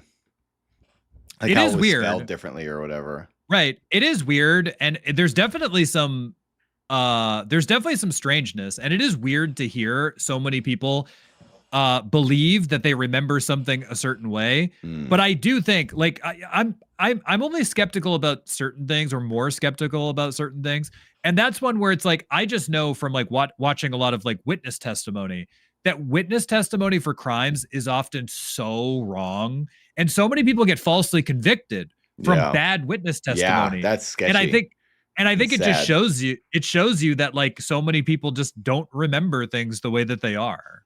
Yeah. Katie, can you come here for a second? Can you come here for a second? Yeah. Please, quickly. Is this a very I'm gonna ask her to read the word that Nowhere Man posted. No, come here, please. We gave away the drawings, by the way, the ones that you named. Oh, I named all of those. What do you want? Can you read that word? Oh yeah, raspberry. Echelon. Don't get any What did more she channel say? currency. What did you say? Echelon. She said echelon at first, and now what are you saying? Echelon. Say it normal. Echelon. She won't do it because she's not sure how to read it. She- It's Echelon. how do you say it? Echelon. She knows that one. Echelon. She Wait, did. what does it mean? I don't know. What?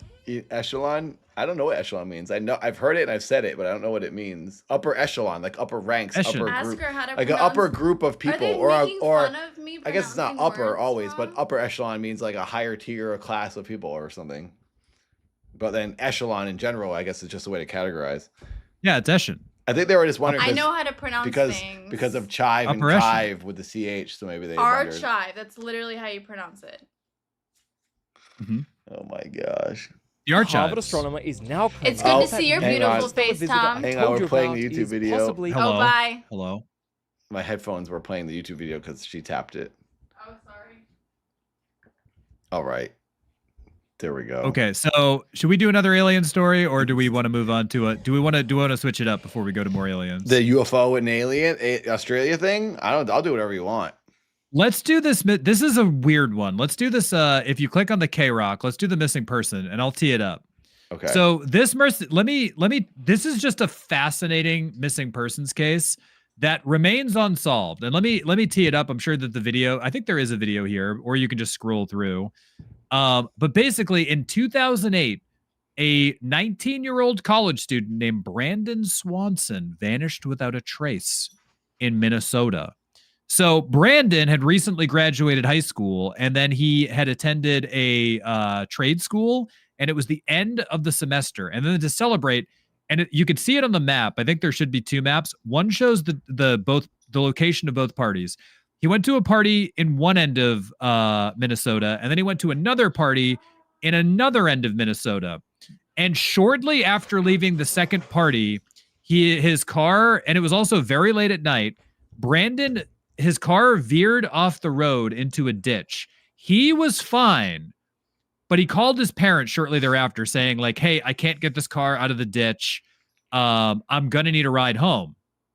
For 47 minutes, he stayed on the phone describing his surroundings as they were trying to get the location. And he was flipping the high beams on his car. His parents could not find him. And he thought that he was in a very specific location. Now, Brandon saw a light in the distance, and he stayed on the phone with his father, started walking towards the light. He thought he was near this town. He told his father to meet him in the parking lot of this bar that he knew. And while he was on the phone walking towards this light, it just went, oh, and then the line went dead. And nobody's ever heard from him again. Yep. This is crazy. This is one of the coolest, craziest, saddest stories I've ever heard. Nobody's ever heard from him again. He was on the phone with his father, going towards a red light, and then in the middle of the call, just went, oh, shit, disappeared. Nobody's ever heard from him again. So are these a bunch of stories here I'm now getting into? There's a bunch of stories. I think it's just the top one, but So it kind of this shows you is the locations. Minnesota This is the man. kid. His name. How old His name is a Brand. teenager, it seems. He was 19. 19. He had just finished his first year of trade school, technical college. And again, he left a party and his car went off and I will also say a lot of people were like, was he drunk? He was at a party and the people that he was at the party with did see him drinking, but it was not enough to make him visibly drunk. He had a couple of drinks, Yeah, and but you he think wasn't like his visibly parents drunk. would have commented. He's talking on the phone for so long. They would have been like, "Yeah, you could tell he was intoxicated." I'm sure that would have come up in the report somewhere. So because I'm sure the parents wouldn't want to hide information because they want to help him. I will say one of the fringe theories about this is that he was abducted by aliens. But also he could have gone to like another timeline or another dimension type thing. And like, so when they're there looking for him, like, we don't see you because he crossed over and he's like, I'm here. Like, that when that happens, that's a thing people have talked about. Like A really weird thing that I think is mentioned in this article that I sent you is that local farmers, the cadaver dogs, the search dogs, they got a hit on farm equipment on a nearby farm. The local farmers would not let police search their property or search their equipment. But the cadaver dogs that like search for like scents found scents on the farm equipment, but they wouldn't let the researchers or the investigators onto their property without a warrant. So it does seem like it's like a case of kind of bad police work, but the police dogs did get a hit on farm equipment. So there's another theory out there that he could have wandered onto the property of a local farmer because this was in a wooded area with like farms and stuff around it. One of the theories out there is that he wandered onto the property of a farmer and the farmer murdered him. And there was a hit for his scent on the farmer's property and on their farm equipment. So that like actually has some credence to it. And like he was disposed of somewhere.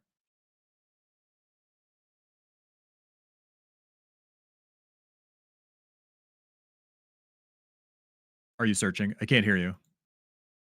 Are you muted? Sorry, I muted myself. This video is by Missing Void. I was gonna just play it in the background as we talk about this.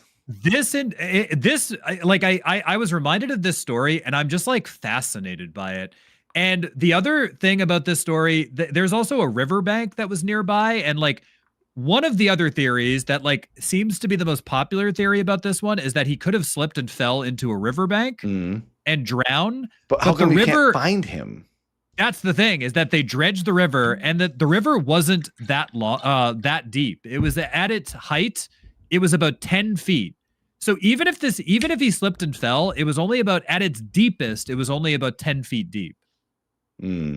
And like, yeah, he could have slipped and fallen and like maybe hit his head or something, but they dredged the water and they didn't find anything. There was no evidence. And the police cadaver dogs went through the river and his scent continued past the river into the woods, like through like more of the property. And then they lose the scent eventually? Eventually they lost their scent. But it's like weird that those farmers didn't let them search. That's super suspicious. Do they not have to let them search even if they have a warrant? There wasn't sufficient evidence for them to get like a warrant for it. They were basically the police came to them and were like, do we have permission to search? What are they hiding then? That's weird. Right.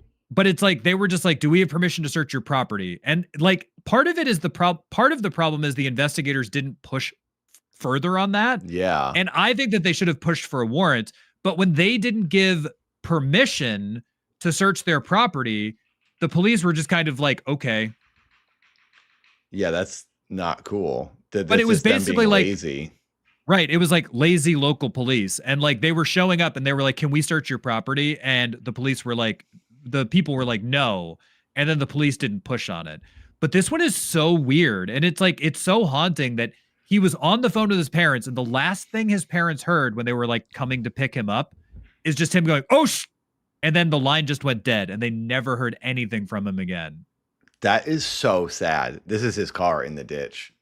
Right. And he was fine. Like he was on the phone with his parents for nearly an hour. So I do think his parents would have been able to tell if he was like drunk or if he was like intoxicated in some way. But it's very, very strange that this entire case is strange. This is him. And it's so sad. And he was prime of his life, 19 years old. And there's never been a resolution about this one. This one does need like an unsolved mysteries or something. But yeah, the main theories about it are he slipped and fell possibly into the river, but like there's no evidence that he actually did that. The other evidence is that there was foul play involved. Like maybe he wandered onto, there were a few local farms and maybe he met with some foul play. Like he wandered onto some property and a farmer could have mistaken him for like a trespasser or something. And then his body was hidden. And then the other most likely scenario is that he was abducted by aliens. Most likely.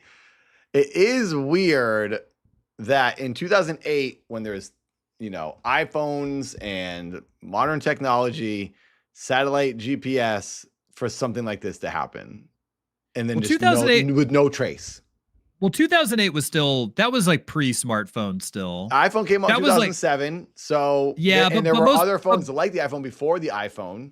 But we can assume that a 19-year-old college student didn't have at the time, those were like had a flip phone at the time. Right. Those were like those were Razor. those were brand new, the smartphones. Like a 19-year-old college student didn't have a smartphone. But it's very, very, very peculiar. But I saw this story and I was like, we should talk about I feel like we haven't talked about too much missing person stuff. And I'm always fascinated. I love missing person stuff. I mean, I don't love it because I feel bad for the people, but it's fascinating.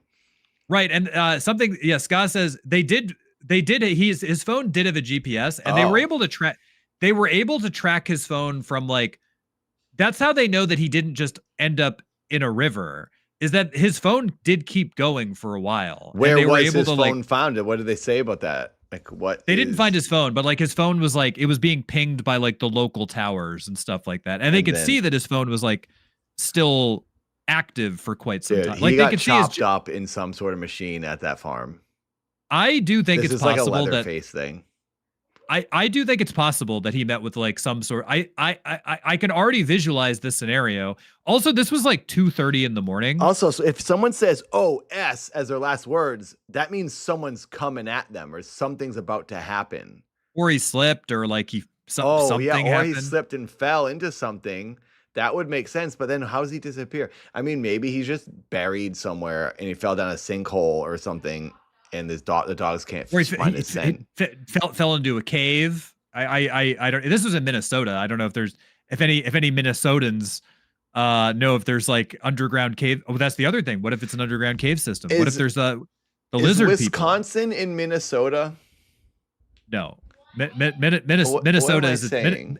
Minnesota. No, Wisconsin's a state. Oh my god, Minnesota is a state. That was the dumbest thing I've ever said. Minnesota is its own thing. Where is Minnesota? No one even knows where that is. That's the big mystery here. The archives are Katie's in Minnesota. up there yelling at me now because true. she doesn't know how to say archives, and now she's making fun of me for not knowing where Minnesota is. Oh yeah, I didn't know that. Wisconsin. That's true. The Wisconsin archives are in Minnesota. I was thinking Wisconsin was a city. Oh my god! It's a state. I don't go there. I don't know. Shut up. The Wisconsin archives. You've been playing too much Megabonk. I think that's the problem. Katie, leave me alone. I'm doing a live broadcast. Right, you're investigating. I'm investigating. You can't interrupt my investigation, Katie. No, wait. What did you say? What did you say? Is Wisconsin in where? Minnesota. Is Wisconsin in Minnesota? You're so darling. No, she didn't want to say dumb. The Wisconsin Go Wisconsin eat your archives. archives and leave me alone. Okay, finish your story. That's so funny. I gotta write this one down. Don't write anything down. So here, I'll give you the Wisconsin archives. Wisconsin and Minnesota. I just think the point is, I think it's weird that he disappeared that quickly. I think that this should be a clip. And then 2008. I think this should be a clip on YouTube, is that we've discovered that Nathan thinks that Wisconsin is part of Minnesota, and that fully validates any opinion that he might have on the show. I think she got makeup on me. Katie, you got makeup on me. No, I didn't. On my shirt. No, white. Well, I will say that to this day, investigators and search teams have searched farmlands, rivers, fields, but the question still remains: what happened to Brandon Swanson that night? Was it an accident, or was something far more sinister at play that evening, which I think is possible? I vote sinister. I think the farmers did something sketchy. So I did think about that, and I was kind of like, well, he didn't. His GPS indicates that he wasn't where he thought he was, and I did mention that, Scott, when I was in the midst of the story, is that he thought that he was in a certain town, and he thought that the red light was the town itself, and he thought he was headed towards the town, and he told his parents to meet him at this bar in their parking lot, and he actually was way far away. He was miles away from where he thought he was. So I do think it's possible, and there were a bunch of farms in this area. It was 2:30 in the morning. I do think it's very possible that he was like banging around on somebody's farm, and like this kid searching around on the phone, speaking loudly, probably like, I don't know where I am, like being very loud on the phone. If you're a farmer and you're not used to people just wandering onto your property, I do think it's possible that like somebody came outside and very sadly like thought that this person was like an intruder or something. He could have got shot, and then the guy who shot him was like, oh crap, I just killed some kid. I'm going to bury him on my farm. Right. Or stepped on a piece of farm equipment. Like, I don't think that farm equipment would be running that late in the evening, because it was pretty late at early morning hours. But this entire case, just like my mind always goes back to like thinking about that. Like, if you were on the phone with your son as this guy's father, and you've been talking on the phone with him for an hour, and then he suddenly just goes, oh, and then the line just cuts out, and then you never hear from him again. That's such a terrifying thing. Did they hear like a fall, like a slam, a thud, like it just cut off? No, the line just, that was it. The line just went dead. Went silent. And they've never found, and that's the thing that I'm like, I totally do think if you disappear in the middle of the ocean, not finding any evidence of anything, sure, that makes sense. But they were able to at least give like a rough approximation of his location from the GPS data on his phone. And they've never found any evidence other than the cadaver dogs like hitting on some scents. They've never found any evidence of him ever. Yeah. And that's the thing that I'm like, when I think foul play, I'm like, they've never found his glasses. They've never found a shred of fabric. They've never found blood. They've never found a body part. I was like, I think that somebody disappeared him.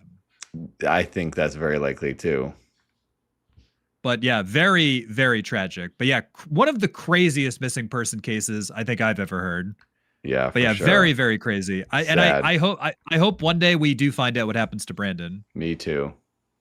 But yeah, very, very sad. Brandon Swanson disappeared in 2008. If you hear anything about him, if you're in the Minnesota area, please report that to authorities.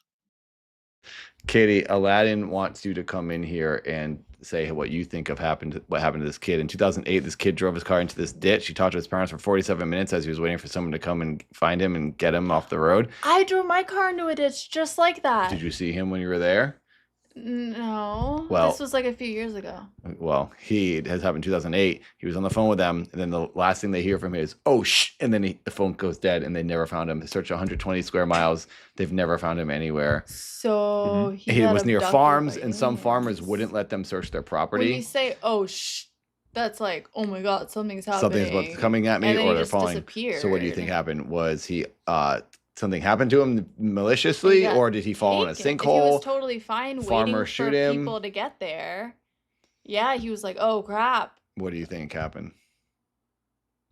I think he saw someone or something, and he was I think he was taken away. If he was totally fine, he was waiting in the car, waiting for like No, people to get there. well, he might have been outside the car, but like he was fine after the ditch. He was like yeah, not he was hurt. fine. He And was he just talking waiting to them for for people almost to an get hour. there. Yeah. And then you say, his- oh his crap. parents were coming And to that's the pick him last up. thing you hear His from parents were him, coming and to then pick him up. Disappeared. Yeah. I mean, he didn't just run away and decide to live off grid. No. So what do you think? What's your theory? I think that he was taken. Whoa. You heard it here first, everyone. He was taken. I will say, It was Nowhere either Man's taken by the man who thinks that Wisconsin is in Minnesota Uh-huh, or aliens. the aliens is a real theory. That's a fringe Oh. theory right there. Aliens is a theory. That is a theory that the aliens abducted him. Something took him, and that's more of like S is like, oh, I'm seeing this scary thing coming towards me. If it Nowhere was a Man- regular human being coming towards him, I don't think the last thing he would say. Yeah, I don't think you would say, "Oh, oh, crap." S. If it was a person, you'd be You'd be like, like, "Oh, hang hey, on. you You'd be like, for hello? help. You'd say, Yeah, excuse you'd say me. like, oh yeah, hang on. Yeah. You think maybe it's a person. And he would coming say for to his parents on help. the phone, oh, someone's here. Yeah, He would say something yeah. like that. But yeah, So I it think he seems fell like into a he sinkhole saw or something. something scary, something terrifying was just. I about think to he either fell happen into or a happened. sinkhole or he saw someone with a gun and then, something that would make him say that phrase and it scared him. Yeah, someone else agrees with a gun. What else other than a gun do you see and then oh Yeah, shit, exactly. and 2 Oh, seconds someone later said you're that. gone. If there was no gun, what was it? Yeah, so it could have been a gun. That's something to react that way if you see someone coming out with a gun. Yeah. So Nowhere Or an Man alien. said Nowhere Man said the smiley face killer got him. I that is a real What's the I don't know if smiley you're face killer? I made a video on that at one point. So the smiley face killer, that's a Oh, I gotta real go now. Okay. Bye. that's a real thing. We should talk about that. And you want to talk about it as a segment right now? I can don't put know your if video I- on in the background.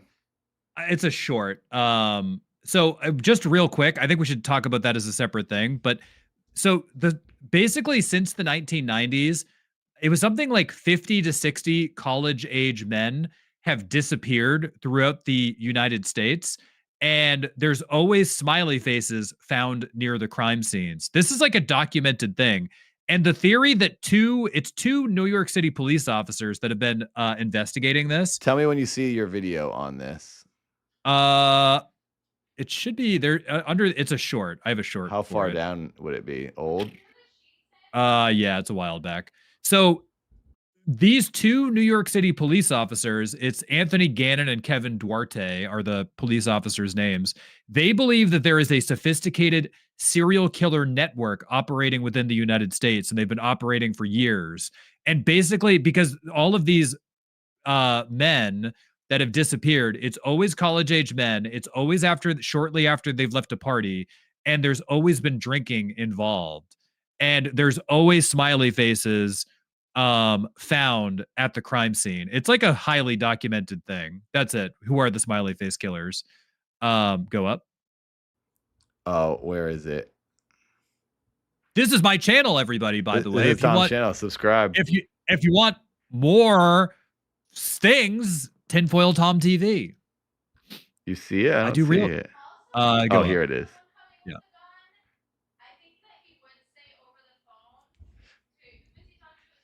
Yeah. Katie's weighing in more. Yeah, she's saying he would say, "Oh my God, there's a gun." Yeah, you would say you'd react to what you're seeing. I think he fell into a hole or something like that, or saw an animal or something, or. Yeah, but if it was a gun, I think he would have verbally said, "Oh my God, someone has a gun," and then hang up. Yeah. All right, so this is this other smiley face. That's interesting. I've never heard this theory. You've never heard about this? Is like No. this is like a very documented thing. How do I get the volume on? Oh, Should be here at the it top is. of it's at the top of it. Yeah. Forever after a mass disappearance. What if a haunted doll Wait, where did I? in 1989? Scrolling. Is it this? No. Scrolled too far. I went too far. You've scrolled too far. Oh crap! So I went to the bottom. No. This right here. Who are the smiley face killers? Since the 1990s, nearly 50 college-age men have been found dead in or near bodies of water all across the United States. Nearly all of them fit a profile of intelligent. Let's redo that so it's framed up.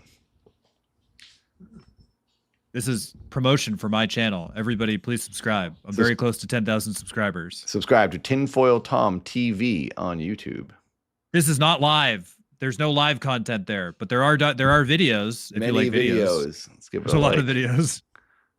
Who are the smiley face killers? Since the 1990s, nearly 50 college-age men have been found dead in or near bodies of water all across the United States. Which fits the profile. Nearly all of them fit a profile of intelligent, fit, and popular. And almost. Wait, I'm intelligent, fit, and popular.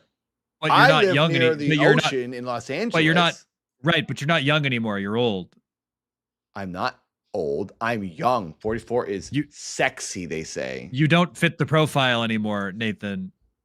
Tom, Katie says I'm young. I'm young. Oh, Continuing sure. on. Well, I hope no one comes for me. All initially vanished after leaving parties or bars only to be discovered much later. Strangely, smiley face. Oh, they all left parties and bars. I do go get Shirley Temples with Katie, so I could. I mean, I will say that Brandon fits this profile like exactly. Yeah, the missing kid, he does. Which is weird. It is really weird. But to there's like, no smiley face found near his thing. Well, that we know, but were they looking for it? Maybe there was something on his car, in his car. Like that's the whole thing. Is like but like this is all speculation. It's like I'm just saying that he does fit this profile. Yeah. Of it, if one was to like say, oh, like maybe the smiley face killers got him. Yeah, he is normal looking. I wouldn't say he's exceptionally attractive, but he maybe Tom Simps for Brandon. You be the judge. Much later. Strangely, smiley faces are always seen near the crime scenes, and the condition of many of the bodies do not fit the timeline of discovery. Many believe that the men are held in captivity for some time before being murdered. New York City police detectives Kevin Gannon and Anthony Duarte believe that an organized group of murderers is responsible for the crimes. Although this has yet to be proven, even so, members of Congress have called on the FBI to investigate. Is there a serial killer network operating in secret in the United States? Fact or fiction? You decide. Follow this channel. You like for that more outro? Strange You like stories. that outro, Nathan? Sure, you decide. That's the way it ended always. I love ending my videos like that. I just love going, you be the judge or you decide. Leave Or like it up to them. Weigh in your thoughts in the comments down below. Everyone always says. Right, you decide. Fact or fiction? I never heard about you the smiley decide. face murders. That's crazy. There's like a whole documentary series about it too. Have fun talking. Thank you. I will. 1 sec. Bye. Bye, Katie. Everyone. Katie's going out. Have fun. Bye.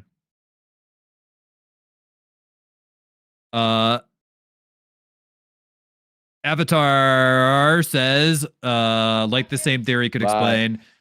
Exactly. The same theory could explain a group of ninjas that hate cheap bars or an alien. Yeah, it's a very general. Also, he had to have been found for this theory to work. He wasn't found. Right. It's a very, very general. It's a very, very general thing. But I do think it's like it's interesting that he does fit this profile. She's just always talking in the background. Do you hear her? I can hear it. She's just walking around. Wow. I think she thinks she's on the show and that there's a mic in front of her. This is.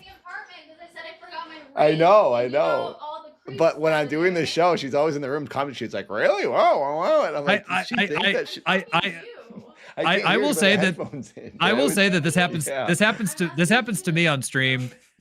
This happens to me on stream where Alba will be like talking to me, and I'll go, "Huh?" Yeah, I think Kate. I just said to her, "I can't hear because I have the headphones in." She goes, "Oh, really?" Katie, I'm like talking to the camera and doing the show. Every time you've done it for multiple days, and I'm always like, let her keep talking. I think this is the plight of the streamer. The plight of the streamer. Jerk off. Hey, I saw a bunch of ghosts this morning. They all went spew, spew, spew, spew all all over the bed and all over me. There were ghosts everywhere. They're real. She can Oh finally my say, God. this is the stuff she says off camera. And I'm like, I'm glad Wow. they can't hear her because she's saying all these perverted things. I And now she's just witnessed coming it. on camera and saying Real perverted life things. Wow. this morning, 8 a.m. Perverted things that did not California happen. time. There were I ghosts guarantee you, I wish it happened. but it Wow. did that not. just landed all over the bedroom. No, you caught. Bye, love you. You caught Bye, it all Tom. just fine. You caught the Bye. ghost. You caught the ghost in her ghost catcher just fine. I mean, Get it's- Yeah, outta it here. was too much. This is getting R rated. Yeah, she's This is- psycho. This is becoming an adult rated program. Oh, I hope my What is mom the- isn't watching. Daragon Art says, "What's behind me?" I don't know. There could be a cat. Oh, your door opened, Somewhere. Tom. Whoa. Ghost caught on camera. The door is open because the Ghosts. pull-up bar. Well, I was gonna say the pull-up bar is in there, and I didn't close the door all the way. It's because Were I'm you trying doing to get pull-ups? I was doing some pull-ups before the stream. yeah. Hell yeah. Buff Yeah, Boys. yeah. We're rebranding the channel. No more Odd Boys. Buff So Boys. it's simply because the pull-up bar is there, and I'm trying to get swole, and I don't want to pay for a gym membership. Nice. I've been working out too. My coach has me eating 6 eggs a day because I'm going to get buff. I Oh. need to store the protein. Very nice. This is a very unhinged episode we have on our hands. I mean, tonight. aren't they all? Yeah, pretty much. Aren't they all? Well, Brandon Swanson's story, it's super tragic. Hopefully eventually we find answers to his hopefully eventually we find the answers. I will say, if you want to get into there's a murder mystery. I like There the yogurt are- shop. Was it actually solved? We could talk about that as our final story. I think we can talk about that as our final story. And I will say, after 34 years, they have solved the murder. So we talked about this on a previous episode. I don't know if anyone remembers. I thought we did. Did we not? I don't think we did. I don't think we did talk about it. Oh, you know what it is? I watched this on Netflix. There's a Netflix documentary, and I had actually just watched it with Katie recently. Oh, I haven't That's seen what it. I'm thinking Yeah. of. Yeah, I think it's Netflix. There's a documentary on this whole thing. I did see that there was a document. I haven't seen the documentary, but I'm aware of the case. But let me for the audience, if you want to play a video, I can give them the story. So Yeah, give a setup, and then I'll cut to this footage. I'll give you a setup. So on the night of December 6th, 1991, at a quiet strip mall in Austin, Texas, one of the most haunting crimes in the city's history occurred. And I believe the name of the yogurt shop is I Can't Believe It's Yogurt, which is an unfortunate name for a yogurt shop, but it was the 90s. It was a different time. It was a small yogurt shop called I Can't Believe It's Yogurt. Firefighters responded to a fire call and discovered an absolutely nightmarish sight. The bodies of the 4 teenage girls who worked at the yogurt shop, Amy Ayers, Jennifer and Sarah Harbison, and 17-year-old Eliza Thomas. All 4 had been bound, gagged, and shot, and the yogurt shop had been lit ablaze to hide any sort of evidence. That's the basic setup, but awful tragedy.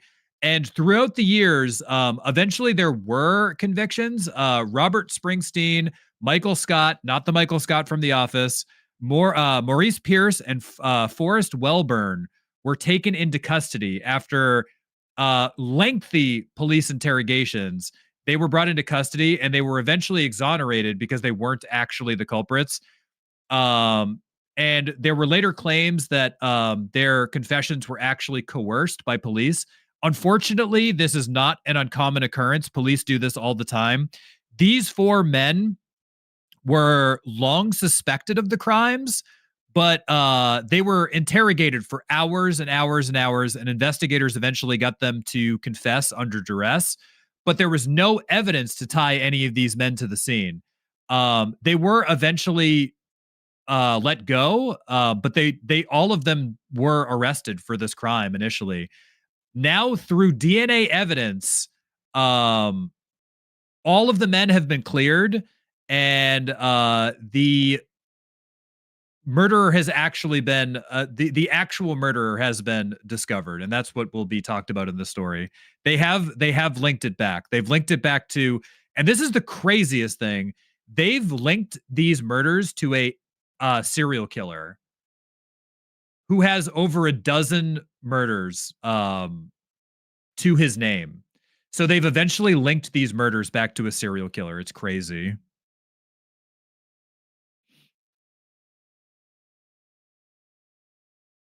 I see you scrolling. Are you talking? Austin, Texas officials. Sorry, I was muted. I forgot. I said I'll play the video. Austin, Texas officials say they have linked the suspect to the 1991 quadruple murder case in which 4 teenage girls were killed inside a yogurt so shop sad. where 2 of them worked. It's horrible. It's horrible. And it took them 34 years it took them to solve this crime. And it was linked to an act like the serial killer is dead, but they were eventually, through evidence that they already had from him, they were able to link this crime like match to the him. DNA. They matched the DNA. Wow. But like so awful. And I'll talk to end our story. I'll talk about this other thing after. But this happens all the time that people are wrongfully convicted. These men were interrogated. Some of them were interrogated for hours and hours and hours until they eventually confessed to the crime. And police do this all the time. Yeah, they make you confess. I watched a video or a documentary on this recently where they made this kid who was kind of slow think he did it, and they just convicted this kid of murder, and he didn't do it at all. I forget what that was. Right, It was it's some awful. documentary I was watching recently. Yeah, let me continue this. Long time coming. More than a quarter century ago, in a circumstance much like this today, I said that Austin lost its innocence the night those young souls became victims. Austin police announcing today it was serial killer Robert Eugene Brashers who shot Sarah and Jennifer Harbison, Eliza Thomas, and Amy Ayers So crazy. in 1991, before setting the Austin yogurt shop on fire, compromising the evidence and leading to a more than 3 decades-long mystery. The only physical evidence located at that scene has been matched to him. I am grateful for the advancements in science and technology that have allowed us to uncover this critical evidence. It's Austin crazy that we police can chief- match something back Yeah. that far. I want to know what DNA and what it was on. Was it on one of the items found there? Like what are the details? I mean, I can say, but it's much darker, so I'm not going to say it on the stream. Something that was on their bodies. Yes. So he did something else. Yes. Wow. It's like That's this messed was up. a So do they have the girls? I'm sure are cruising. They're now probably this was a they this was don't a exist anymore. this was a horrific crime, like absolutely horrific. Yes, Samba. I was thinking of the Satanic Panic. That's what it was. We just watched that recently. We watch so much stuff now; it all kind of blurs together. The Satanic Panic. That kid that was forced to confess. That's what I was thinking of. Well, that's what. Yeah. Well, that's what I was going to segue into that because I have a video on my channel about the West Memphis 3. I followed the West Memphis 3, which is another case where 3 men who were teenagers at that time were falsely convicted of the murder of 3 children. And they got out of jail like what, 20 years later? 18 years later? They were in jail for decades before they were eventually I think it was exonerated. 18 years. Yeah. And I have a half an hour documentary that I made on my channel about it, but it was for that case, it was Damien Eccles. Oh, that's what it was. I watched it on our 24-hour stream here. I watched your video on it. Which is I have been following that case for years, and it's like it's awful what happened to the West Memphis 3. But that was Damien Eccles, Jesse Miss Kelly, and Jason Baldwin. They were all Jesse and Jason were sentenced to life sentences, and Damien was sentenced to death. And he didn't do it. He didn't die. It's crazy. He did not do it. And something that I wanted to point out on this stream, I saw him talking on like Ellen or no, what's her name? Kathy. They were someone. There was a lot of media coverage from for them, but I wanted to point that out here too. That a judge in Arkansas has finally. And the state basically does and this is a horrible thing about our justice system. The state of Arkansas, and which is true about many states, didn't want to admit that they were wrong. So they kept denying like DNA evidence so they because used some weird legal phrase to not admit it. Well, for that one, they let them out of prison under an Alford plea, and an Alford plea basically says, we're going to let you out of prison, but we, the state, are not going to admit that we made a mistake, and we're going to let you out of prison, But you have to still say to, you were guilty. Right, but you have to still say you were quote unquote guilty. So stupid. And because of that, they weren't allowed to, it was a legal hurdle to get them to do DNA testing to exonerate the West Memphis Three. But something I wanted to point out in this case, because it sort of correlates, is that DNA testing has finally been passed for the West Memphis Three, and they're waiting on the results. Oh. So we might finally, they might finally be able to say, like, this DNA does not match our DNA, and we did not do this. And now they'll be able to definitively say it. And does this prevent them from getting jobs or anything because they have to technically be like labeled as murderers? They'll be able to say I was guilty of a crime. Yeah. Wow. Like, they were let out of prison, but they were convicted. Yeah. So, like, even though they were released, they still have to say they were convicted. They're still a convict. Yeah. They were convicted of, in Damien's case, Damien was convicted of a capital crime. Yeah. So messed up. So sad. Like something I will point out is that those 4 men who were arrested for this murder of the yogurt shop, they were in very much the same way. The state of Texas falsely convicted them. Mm-hmm. And like, this ruined their lives. They should be getting a settlement for this from the cops. They were falsely convicted of this crime. I believe one of them actually took. They were.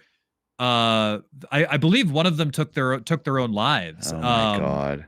But like, awful, like horrible stuff. I'm gonna finish this video. Let's see what they say. But yeah, like, I'm glad that the girls have finally gotten justice, and these 4 men were finally exonerated.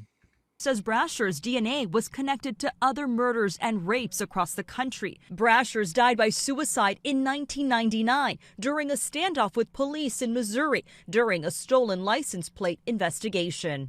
Families of the Austin victims emotional to learn today's update. We have been robbed of a life with nieces and nephews and grandchildren, and with sisters to grow old with. That's probably her sister. One of the girl's sisters. This sort of mindless violence continues to steal from all of us. That's how old they'd be now. In 1999, 2 men were arrested. Yeah, 34 years the ago. They'd probably be in their 40s, 50s. But later claimed their confessions were made under duress and their convictions were overturned. Melissa Adon, ABC right. News. So these men were released, but like, you always have that. Even with somebody like Damien Eccles, there are people like, because I did so much research for that video. I did months of research for the West Memphis 3 video. There are still people online that just go, they were guilty. Yeah, because once it's put out there, some people will never let that go, and it's horrible. It's horrible to put that on someone that doesn't deserve it. Right, and it's like, that was part of the reason. Part of the reason that I made the West Memphis 3 video is that so there's, I wouldn't say it's a good documentary because it's a horrific and hard to watch documentary, but my first exposure to the West Memphis 3 was I saw there's a documentary series, which if you can, I don't know if I'd recommend it because it's a very hard watch, but HBO made a documentary series called Paradise Lost, which is about the West Memphis 3. And it's a 3-part documentary series on the West Memphis 3. And I watched it and I was like captivated by like their story. Yeah. And I was like, I have to make a video about, I have to make a video about this because I believe them. Yeah. Yeah, the Central Park 5, same thing. Those poor guys convicted of a crime that they didn't do just because they were profiled. Right. It's so it's like crooked, racist cops often, and a horrible judicial system is what leads to this garbage. The thing with the judicial system that like I don't know if this is true about the yogurt. I can't believe it was yogurt case. And the West Memphis 3 is the police targeted people who were poor and they targeted people who were different. Like with Damien and his friends, they were like, because they were like alternative kids. They were alternative, like Metallica kids. Yeah, they're basically like just nerds, innocent nerds that didn't want to like hang out with in the mainstream. They looked different. Right. So the police saw them and were like, oh, they're different than what, the people that are around here. So I they would have been must the be one guilty of this crime. back in Medway. I was the weird kid that got bullied and harassed because I was weird and strange. I totally would have been the one convicted. Me and Kay from my grade, she and I would have been. She was the goth and I was the strange kid. We would have been convicted. Luckily, we were voted. Luckily, the only thing that happened to us was we were voted most individualistic in the yearbook. Also, I got worst car. You did have the worst car. Keep talking. I want to show that. I have the yearbook. Aladdin says the name is unfortunately funny. Yeah, I didn't love the name of the yogurt place, but it is an awful story. And what I'm glad for is the girls finally got justice. Like, even though the killer is long since dead, I'm glad that the victims got justice and the families got answers. And I'm glad that the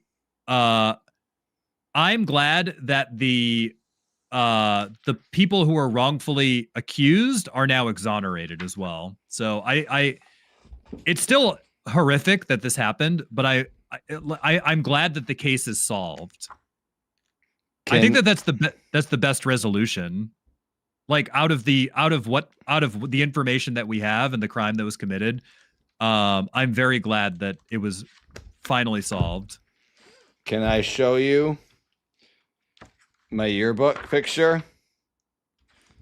So here's a picture that was printed 1999, October 1999. This month in 1999, this photo was taken my senior year of high school. And here is, since we're talking about the 90s in high school, I agree with the Latin, and I agree with the Latin in the chat, by the way. Justice feels good. I feel that way about this. And Nathan, I think you could probably echo the same sentiment. I'm glad that the girls get justice, the family has answers. Oh yeah, definitely. And the men who were wrongfully accused are exonerated fully. I agree. Yeah. To end the show on a lighter note, this is me when I was a male model. My senior photo, everyone else had like beautiful glamour shots, looking all nice. And then there's this guy. I don't know what happened to us. And then this is my signature and my baby photo. I'm pretty sure I'm in your yearbook too, and I'm wearing a Command and Conquer shirt. I think you are. But let me show you this real quick. Oh, it was me and Veronica. We got me and Veronica Dupree. Can you see us there? Yeah. We got most individualistic. Wait, what is it? This is, they voted like. Did you see what your ambition was, to go to Arizona and kick the dust or something? Yeah. This is me with my big hair. The glare is horrible. And because we were weird, we got most individualistic, and I also got worst car. And I hated they called me Nate. Everyone called me Nate, and I said, "Don't call me Nate. That's not my name." Yeah, my ambition. Let's see here. Your ambition was to go to Arizona and kick dirt. Let's read this here. Sally was my nickname, usually found skateboarding or at Walmart, which I would never go to Walmart now. People deal in narcotics. Oh, that's my aversion. Not being able to skateboard in front of hot girls. So stupid. Miss Otondi, favorite teacher. Pancakes. I mean, you're not favorite food. You're still not pancakes. Your art, Ninja Turtles. I love Ninja Turtles. Slow cars, fast girls. Isn't that Fast Break? Isn't that your memory? Isn't that a Fast Break album? You know the band Fast Break? Oh, maybe. Your memory is being in a tree when it fell down. Beck, Deftones. My dog forgot how to bark. I want to be in Demolition Derby and dancing on a barn, being in a tree when it fell down. Wait, where's the Arizona thing?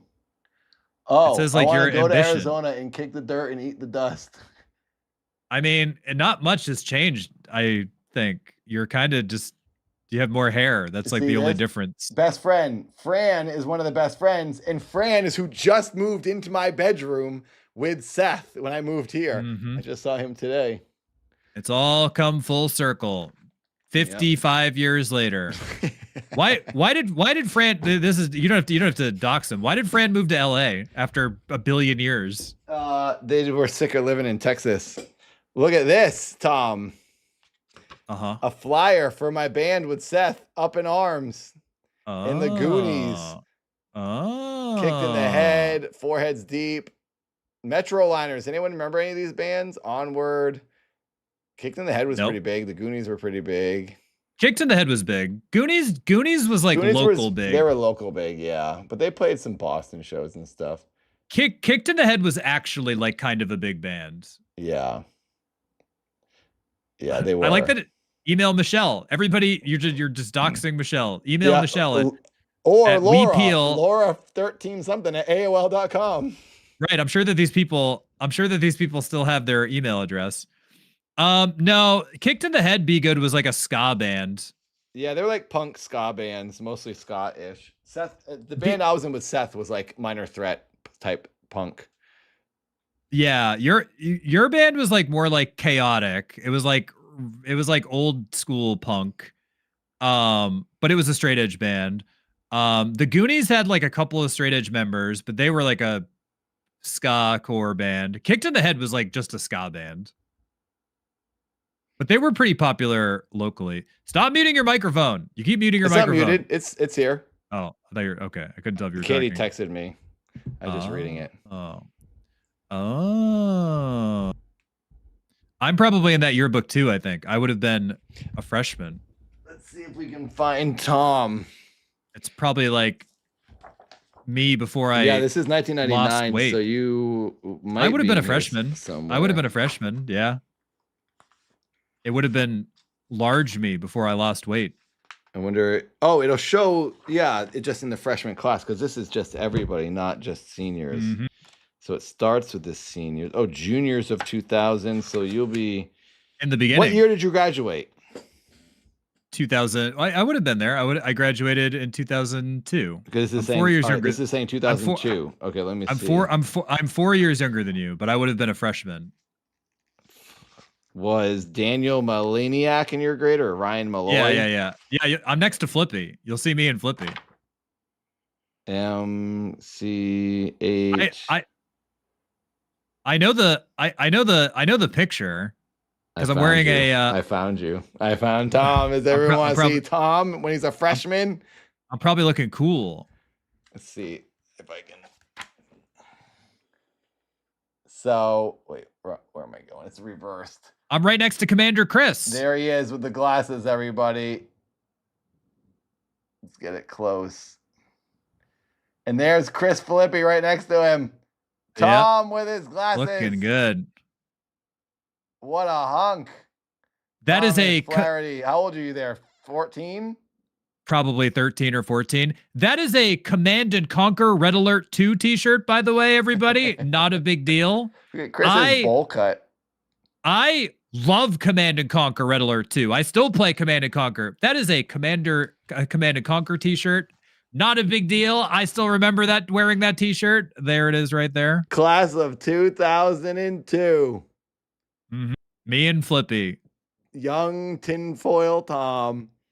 Looking good. You look like someone that would grow into being a conspiracy theorist. I look like a gamer because I am a gamer. Miserable. You're like this. I mean, I didn't want my picture to be taken if that's what you're asking. That's what I'm assuming. I do remember getting that t-shirt. I got that t-shirt for reserving Command and Conquer, and I was really excited about it. I wish I still had that. I wish I still had that shirt. I love Command and Conquer. What Command and Conquer was it?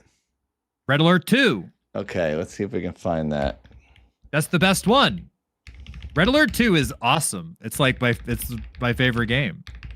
Really? I want to play Command and Conquer right now. Everybody, let's play Command and Conquer. Did I tell you about? I don't know if DJ Nicky's in the chat. I asked DJ Nicky. I'm actually very good at Command and Conquer. Was it this one? No. It had that logo. Yeah, it had that logo. Did you have anything on the back? It just had a logo over the chest. It was just the Command and Conquer logo. And nothing on the back. I don't think so. It might have been the guy on the back, but maybe like 6 months ago or like a year ago, I asked DJ Nicky if he wanted to play Command and Conquer, and he was like, "Hell yeah!" And I asked him, and I absolutely annihilated him, and then he never played me again. Oh, really? I'm very good at Command and Conquer. No, it was a smaller logo, right? It was Red Alert 2. I'm sure that this is like you fighting need this words. Shirt, Tom. I wish I had that shirt. I wish I was wearing that shirt now. You need to get it again. Oh yeah, it was a GameStop exclusive. Yeah, there you go. That was probably it. I remember I had it. Man, I love that game.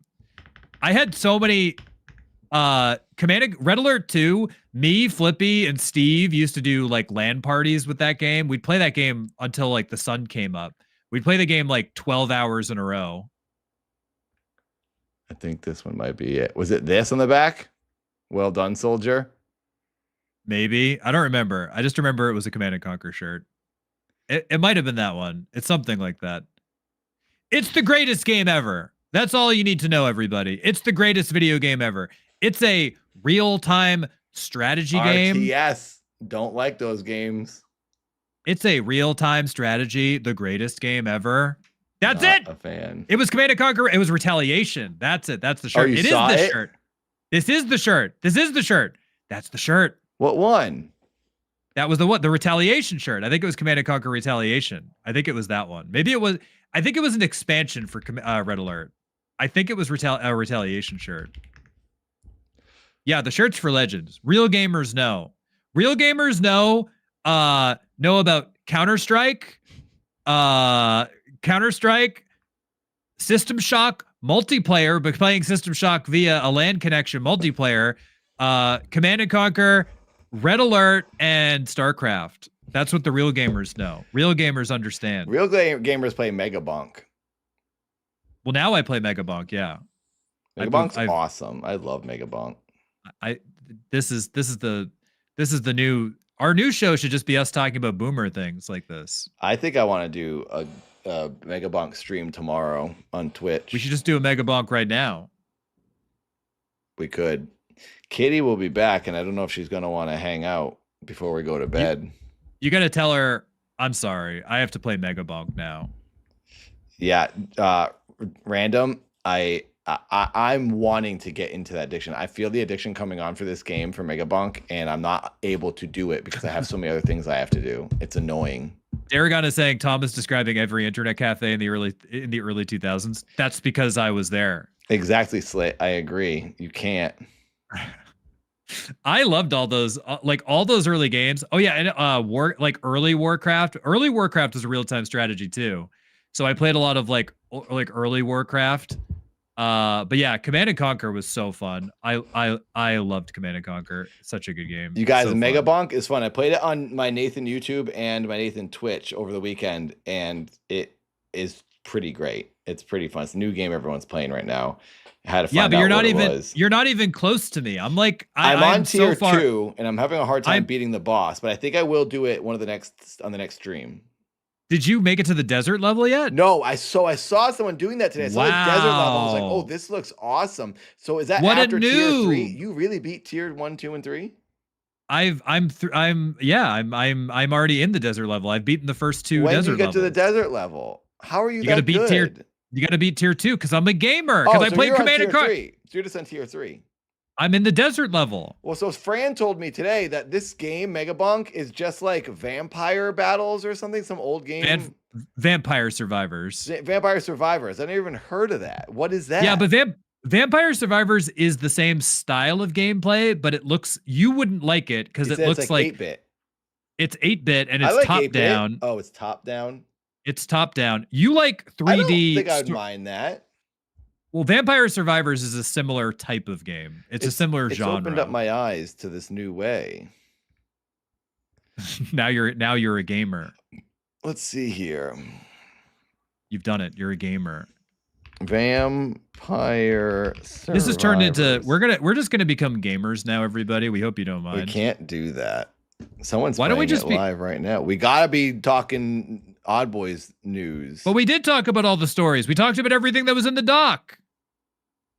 Well, no, we didn't talk about every story. There's one story that we didn't do. We didn't do the Australian UFOs. Vampire I Survivors think we is a saved game. that for next episode. Now you're just going into talking about Vampire Survivors for some reason. Where's the footage of this game? I don't know. There's only shorts people are uploading. It's Vampire Survivors is very popular. But it's another it's another type of this type of game. Here it is. Oh, it looks kind of just like like Castlevania. It's the same sort of but like you get power-ups and then you survive different hordes. I personally think Megabunk's a little more satisfying to look at. Yeah, exactly. Megabunk is like better to look. I think Megabunk is more fun to look at. But it's a similar type of game. It's the same genre. It's literally the same thing, just an 8-bit version. Right. Yeah. So did they create this genre? No, I think I think Vampire Survivors is one of the early ones, but I don't think that they created it. You know what it also kind of reminds me of? In a way, it's like Smash TV, but you just can't control the attacks. Right. It's like you get an attack and it's like randomly doing a thing. Yeah. But it's pretty fun. If you've never played it, it's still a good one. But I do think Megabunk is the best one right now. Yeah. It looks pretty good. Yeah, Megabunk is awesome. I am going to play more of that for sure. Mm-hmm. So. Well, I think we did it. Friday. Yep. The big news, everyone. Friday, we have a very special stream.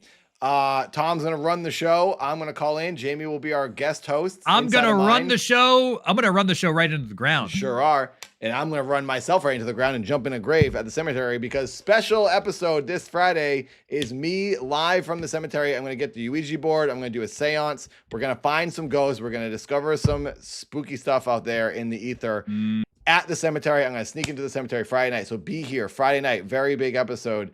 I hope you watch, and hopefully we can get more members, more Ko-Fi. We're going to do another raffle. Hopefully we can get 12 members at least during the cemetery stream, because then I'm going to do more drawings for the Ko-Fi members. Once we hit 12, we only need, how many members do we have right now? Can you tell us how many we have on Ko-Fi? I can tell you right now. Hold on. This is the best way to support us. YouTube members are also great. Thank you to everyone who gifts and the super chats. That helps. You said 12 Ko-Fi members. You're going to do another giveaway? Yep. Okay, so we've got 1, 2, 3, 4, 5, 6. I think we just have 6. We only have to get 6 more. We're halfway there. If we get 6 more members, you can subscribe like Patreon and you can become a member of the Ko-Fi and support the show with $10 a month. We get the most money out of it. YouTube members, we love you. We've realized we would make a lot more money without giving YouTube a cut and Apple a cut if we just did Ko-Fi. So if you want to support directly, keep the show going, please use the Ko-Fi. It will appear on screen if you do it right now. And it will say, here, you're a member, everyone. Thank you to this person. And I will then do another drawing and give them away. If you just like what we're doing and you want to drop us a couple bucks for a cup of coffee, that would be nice as well. Yeah, you can do one-time donations on Ko-Fi as well. Ko-Fi is basically Patreon. So it's like a simpler to use Patreon. Yeah. And it doesn't take out any of those. Not to rehash the same story, but we found out recently that YouTube takes out 30% for their fees. And then if somebody does something on mobile, that's like another 20 to 30%. So if somebody did something on mobile, it's like that's, if you become like a $10 member, we get like $1.50. Right. It just it kind of like opened our eyes to, we're like, oh, so much of this money, people want to support us. They don't want to support a giant corporation. So Ko-Fi is the best way to do so. Yeah. Thank you, Ted. Thank you very much for becoming a member. We know it's easier sometimes to just become a YouTube member, and we will take it and we appreciate it. So YouTube members, Ko-Fi members, super chats, donations, blurps, it all keeps us going.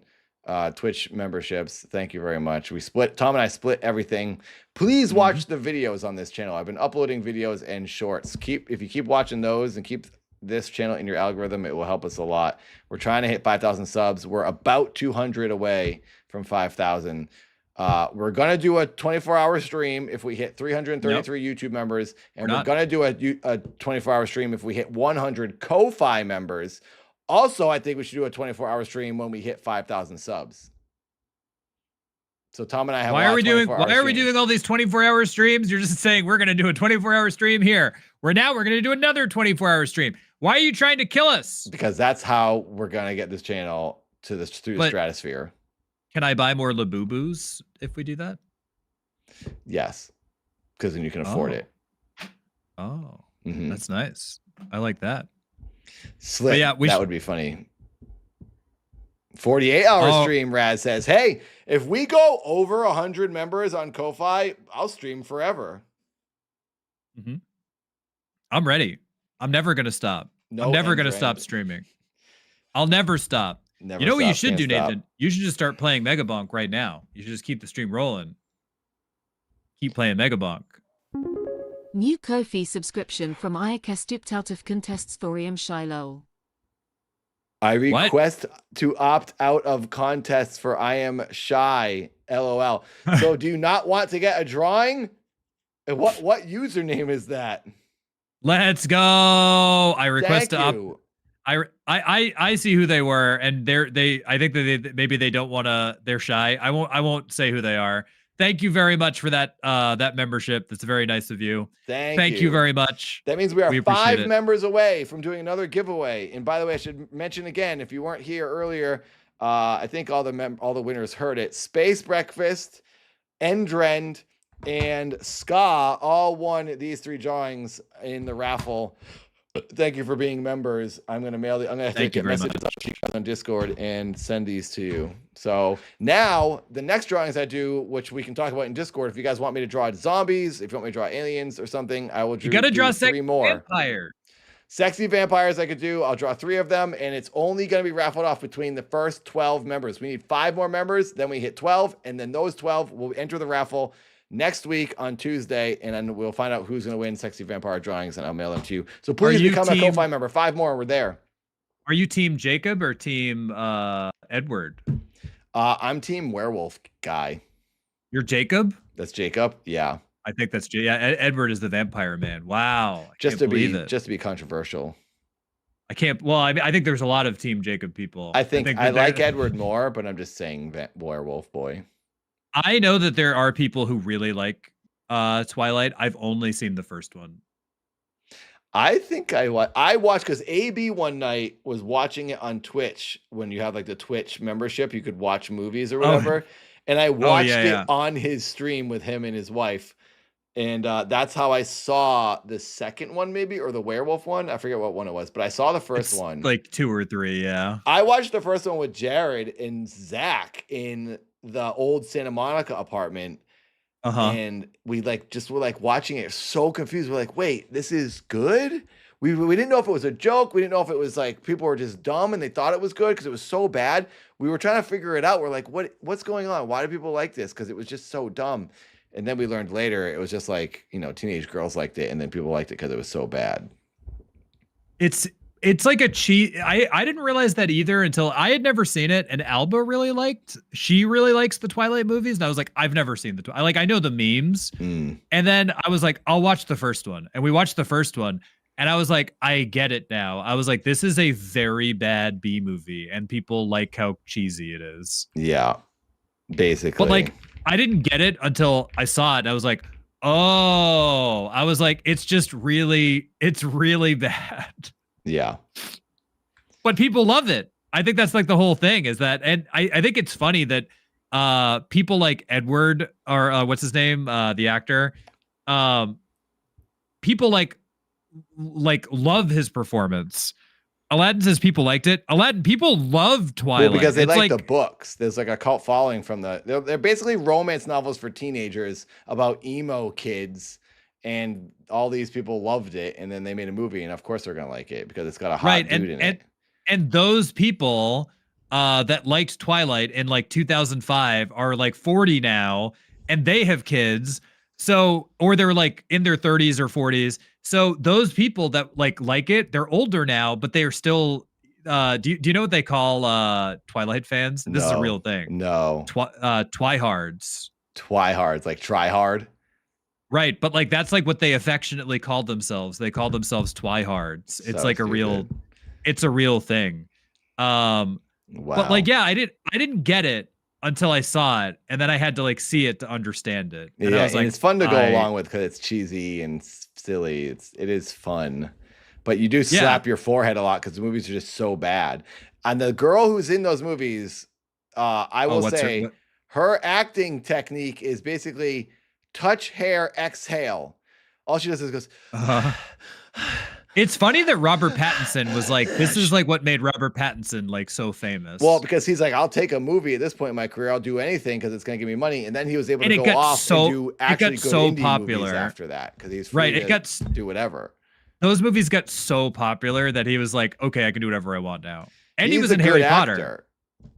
Yeah, he was in he's Harry really Potter. Good. He's like one of the. He's like one of the. Not, I don't think he is. That's where he got his start. He was in Harry Potter. Really? He's like not he's not like the main. He's like one of the older kids. He has like a big part in one of the Harry Potters. I didn't know that. Yeah, he's in a Harry Potter movie. I mean, he's getting residuals for that for sure. I mean, I think he's still very much making money off those and Twilight forever. But yeah, he's one of I don't remember which Harry Potter he's like a main guy, but he's like the guy that he's like the what was his name in the movie? I can't remember. He's like the main, not like villain, but he's like the main opponent of Harry Potter in like some game and like one of in the movies. broom chasing fireball thing. He dies in Goblet of Fire. He like sacrifices himself or whatever. Whoa. Yeah, he's like one of the main characters in one of the movies. He's in Harry Potter. Oh, the writer was Mormon. It sounds like there's a lot of sexual repression with this person, and that's kind of like what comes across in the story. And then they all become these vampires. Movies. Yeah. Forbidden love is like. See, I only am aware so much of Twilight because they filmed Twilight here, and there's Twilight stuff everywhere and all the time. And they do Twilight up there. And they do Twilight. They do Twilight like screenings and like Twilight nights and stuff all the time. And they like you can go to like the diner, like you can go to that diner that they eat breakfast in the movie all the time. Like you can request their table, and it's like a thing. Like it's like a thing out here. Gosh, wow. Well, count me out. It's a thing.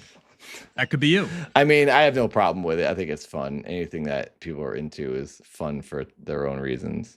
It's a fandom, and I think it's like a fandom that like they have a good time. They're not like toxic or anything, and it's like basically I think their fandom now it's a bunch of 40-year-old ladies. Yeah. That like saw the movie when they were 19, and now they're 40, and they really like Twilight. Someone said something about 24-hour Megabonk stream. I will say I thought about doing that. And I thought about doing it on this channel, my Nathan's Cemetery channel. If you didn't know, this is a channel that I've sort of started reviving. I like that you're reviving all 800 of your channels. Well, because this channel, Odd Boys, is still monetized, and I'm glad we have now this new show we're doing on this channel to like keep the monetization going and earn some money. But this channel is like a side project I did, and it didn't really take off, and it was hard to keep up with because no one was watching, and I put way too much effort in the videos. But then I noticed that I'm like very close to keeping the monetization is off, but I had to upload 3 videos, which I did. I uploaded these 3 random videos the other day. And now once that's done, I just have to get some more watch hours. So I was like, well, I could do like a Megabonk 24-hour stream and get the monetization turned back on. And then I could maybe do like a secret project on this channel and try to like, I have this thing with vacuuming I was thinking about trying, and maybe I could do with this channel. And if it blows up, I'll just do that on the side and then do Odd Boys.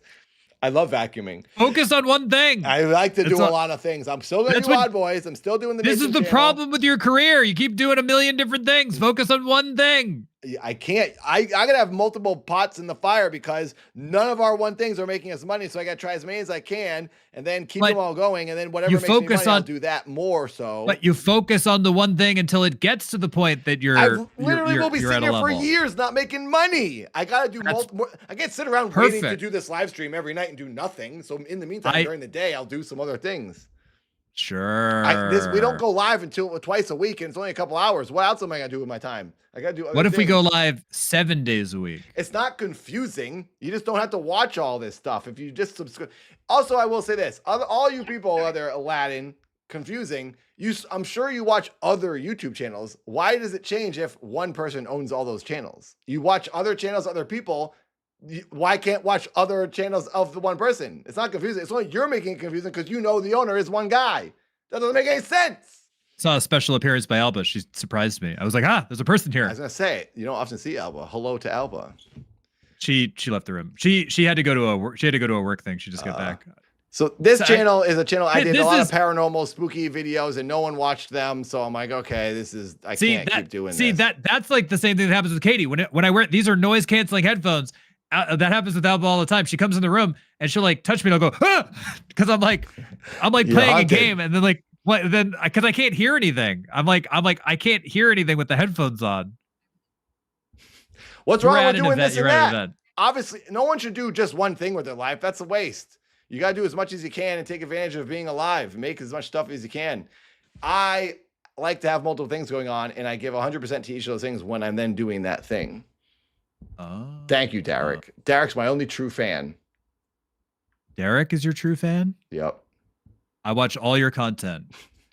Thank you.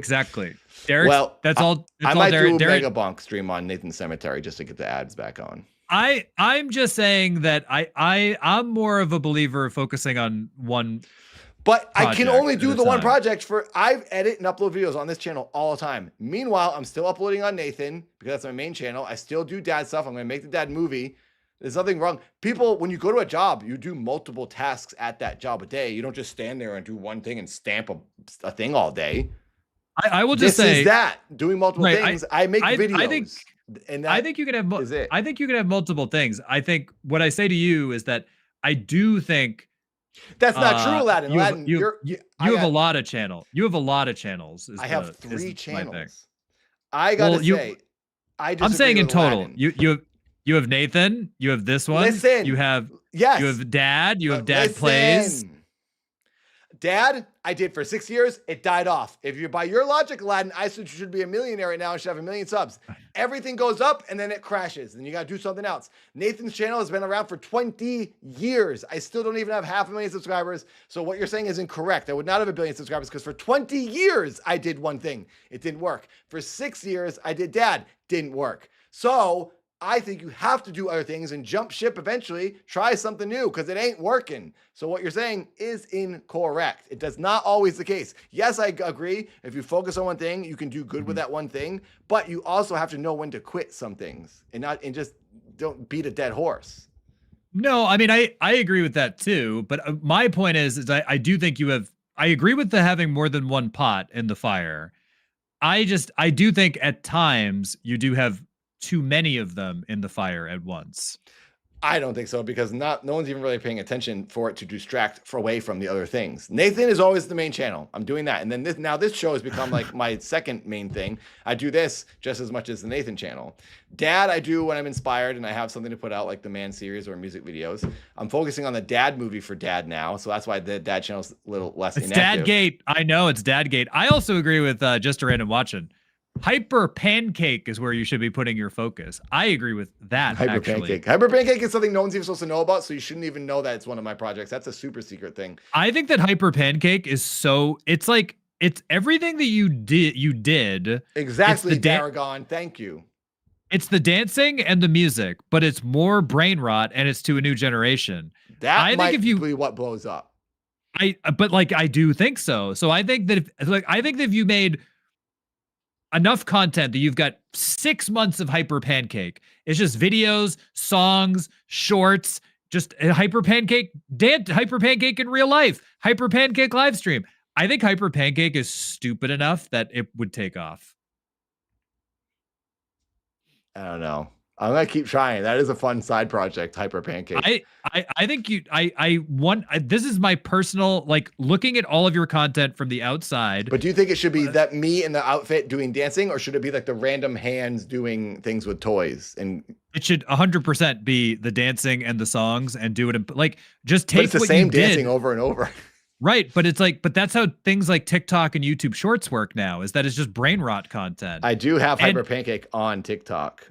if you did that and just made like 1,000 shorts of just here's Hyper Pancake at the mall, here's Hyper Pancake in the toilet, here's Hyper Pancake at the hot dog store, and it's just bam bam bam, or and just you wouldn't even need to do full songs. You could do 20-second songs, 30-second songs of Hyper Pancake likes a hot dog, Hyper Pancake likes a hot dog, whatever. Yeah. And it's just a million of those.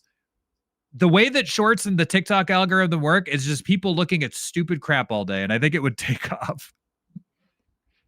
Can anyone find my username for Hyper Pancake on TikTok? I don't remember what I'm just saying that you